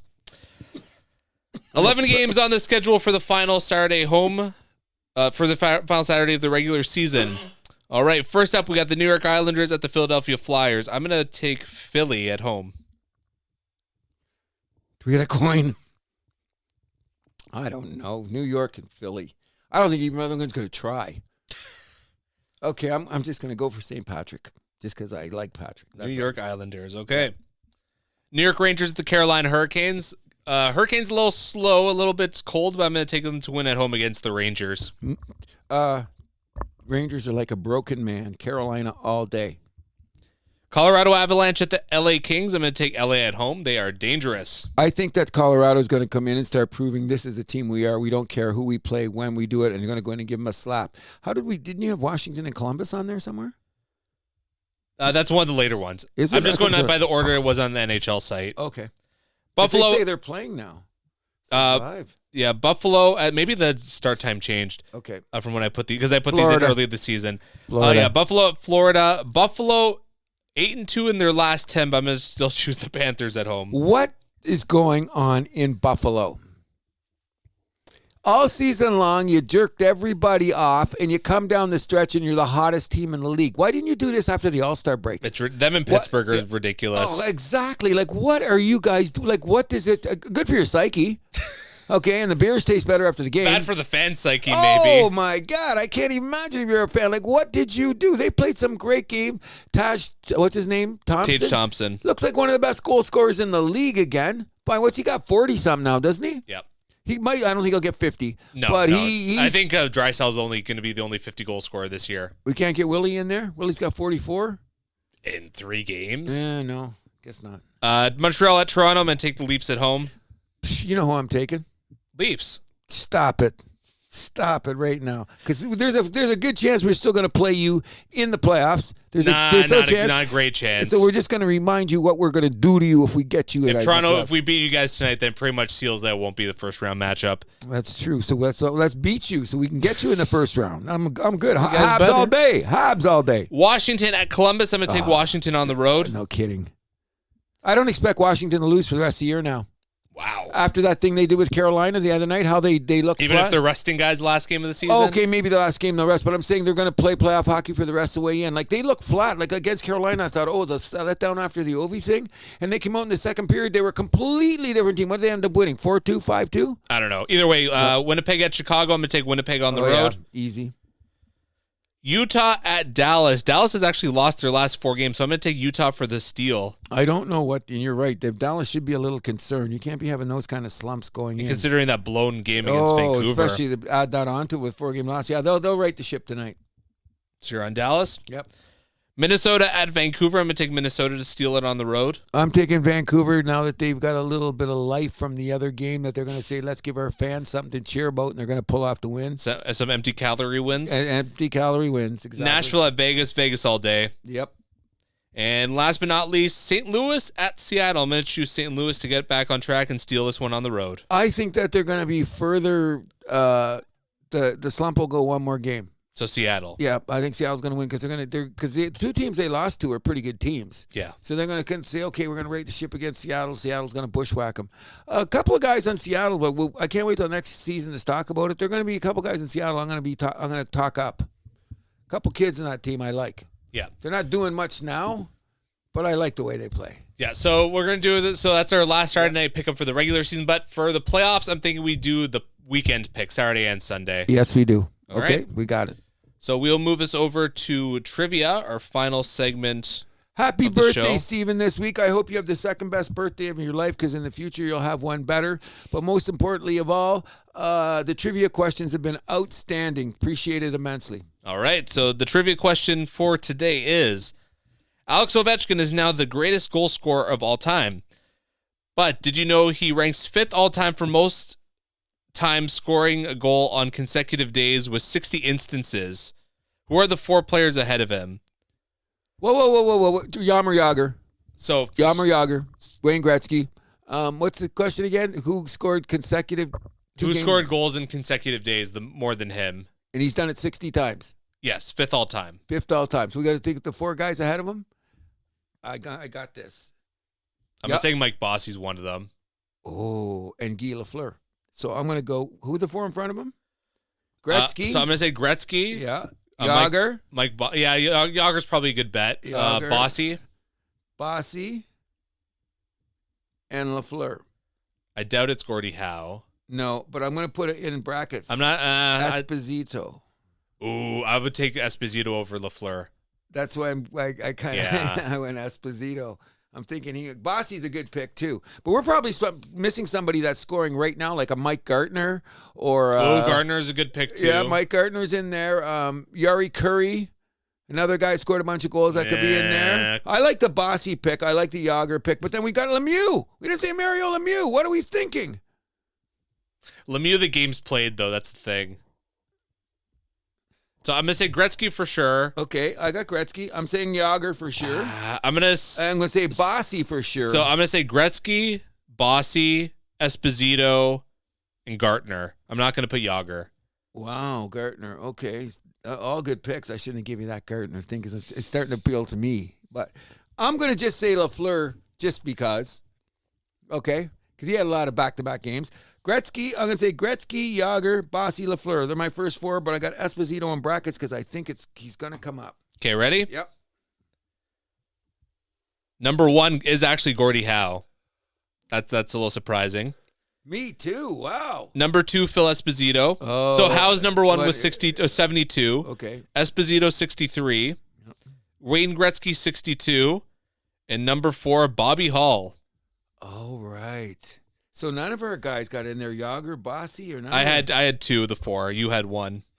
I should have had Esposito in there. Because remember I said I should take an Esposito. Mr. Cherry Picker. Oh, God, yeah. I should have had him right over. But Gordie Howe, we should have thought of Howe because of all the games that he played. I would have thought back then there'd be less back-to-backs, though, because they're all taking the train. True. That would have been, clearly I'm wrong, but. Okay. But yeah, okay. Well, God, we should respect Gordie Howe more. Sorry, Gordie and the Howe family. Absolutely. The guy of hockey. We should have put him in there just on principle. Gretzky was in there, right? Yes, he was. He was number 3. And I wonder who the guys are after him. I wonder what the top 10 is. Could we ever find the top 10 list? Steven, get on that. Yeah, Steve, give us the top 10. I really. Where did he find this stat anyway? Where would you find this shit? I don't know. Probably NHL records. Steven, wherever you got these numbers, ask him that. See if we could see what the top 10 is. I'll ask him. Yeah, please do, because Bossy's got to be in there. I thought Bossy's a great call. That guy scored 50 goals 100 times? 8 consecutive seasons. He's got the record. He's got the record, and no one's going to break that. No one's not in this day and age. No, definitely not. Not even Ovechkin in all his scoring. He never had 8 50-goal seasons. You know what I mean? I think he maxed out probably 3 in a row. What? 3 in a row is probably his max. Yeah, but I think he had higher. 4. But I think he had higher totals than Bossy on his highest run, because Bossy obviously scored 53, 54, 55. You didn't see Bossy scoring 60, 70 goals very often. Well, Ovechkin's career high is 62. And I think he scored 60 twice, didn't he? Just once. Okay, maybe. His third season was 62 goals. Bossy probably hit like at least 65. I'm not so sure about that. Bossy didn't go in the corner and take the puck out or anything like that. He was he played in the tough era, but he wasn't the toughest guy. So Bossy hit 69, 68, 64, Wow. 61. 4 seasons. And 60. He had 4 60-goal years? 5. Wow. Then he's got the most 60-goal seasons, right? Probably, yeah. No, I think because Gretzky didn't have that many. Gretzky had 92 and 70 and all that, but I don't think I think he only had like 3 of those seasons. Yeah, and because he didn't have no bunch of 60 like that, and Jágr never did. Jágr, I think, only had 1 60-goal year, and Esposito only had 2 big years, a 76, and I think he had a 60-something. So, yeah, that's a hell of 5 years with 60 goals. Yep. I didn't know he had that many. I thought it was only 1 or 2. I can't remember because I was never a big Isler fan anyway, but that's another story. So that's going to be the end of the show for us. Cruz, what is the game you are looking forward to the most this week? I'm looking forward to hoping that Minnesota, and because it's not on the schedule yet, I hope that Minnesota and Memphis play in the play-in.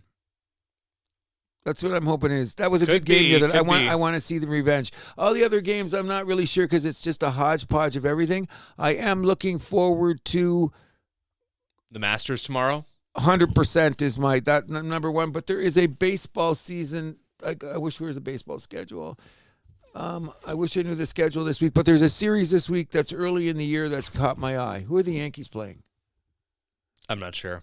I'll give it to you in 1 second here. If we can get through this, survey says, and God bless our Blue Jays. God bless the Toronto Blue Jays. Yes, it is. Oh, that's the series that's early in the year that I'm looking forward to because of the pitching staff and the swinging. San Francisco Giants are playing a 3-game series against Philadelphia. That should be a very interesting, both teams where they're playing. That's the series that I was looking at the most for this early in the year, and everybody else is just beating the shit at each other. But that's an interesting dynamic because those two could be very well playoff teams. You know what I mean? Even though it's a lot different in April than it is in September, the wins are still just as valuable. So I'm looking forward to that season. I've watched a lot of baseball already. So when we have our first season report, I've already taken notes for our first power rankings. I've watched so much. And like I said, the thing that interests me is the pitchers stretching out a little bit more. But we'll talk about that another date. Let's get out of here. I didn't know we were so long. For me, I would say my games of the week are Canada-USA tomorrow for the women's and Inter Bayern Munich for Champions League. Oh, yes. I'm very much interested in that game to see what happens. You know what I mean? I still say Bayern Munich's going to come out there, and I don't think Real Madrid, heard it here first, they will be never know. We'll talk about that one. Anything else you'd like to bring up? That is just about it. Hi, I'm Andrew Milani. Hi, my name is Cruz. And what do we do? We keep the vibe alive. Do you have a question? We'll answer it on the air. Send it to thehousethathappens@gmail.com. You can find us on Podbean, Spotify, YouTube, Amazon Music, iHeart Radio, Player FM, Podchaser, Boomplay, and SoundCloud. You can follow us on Facebook, Instagram, and TikTok at The House That Happens, and on X at House Happens.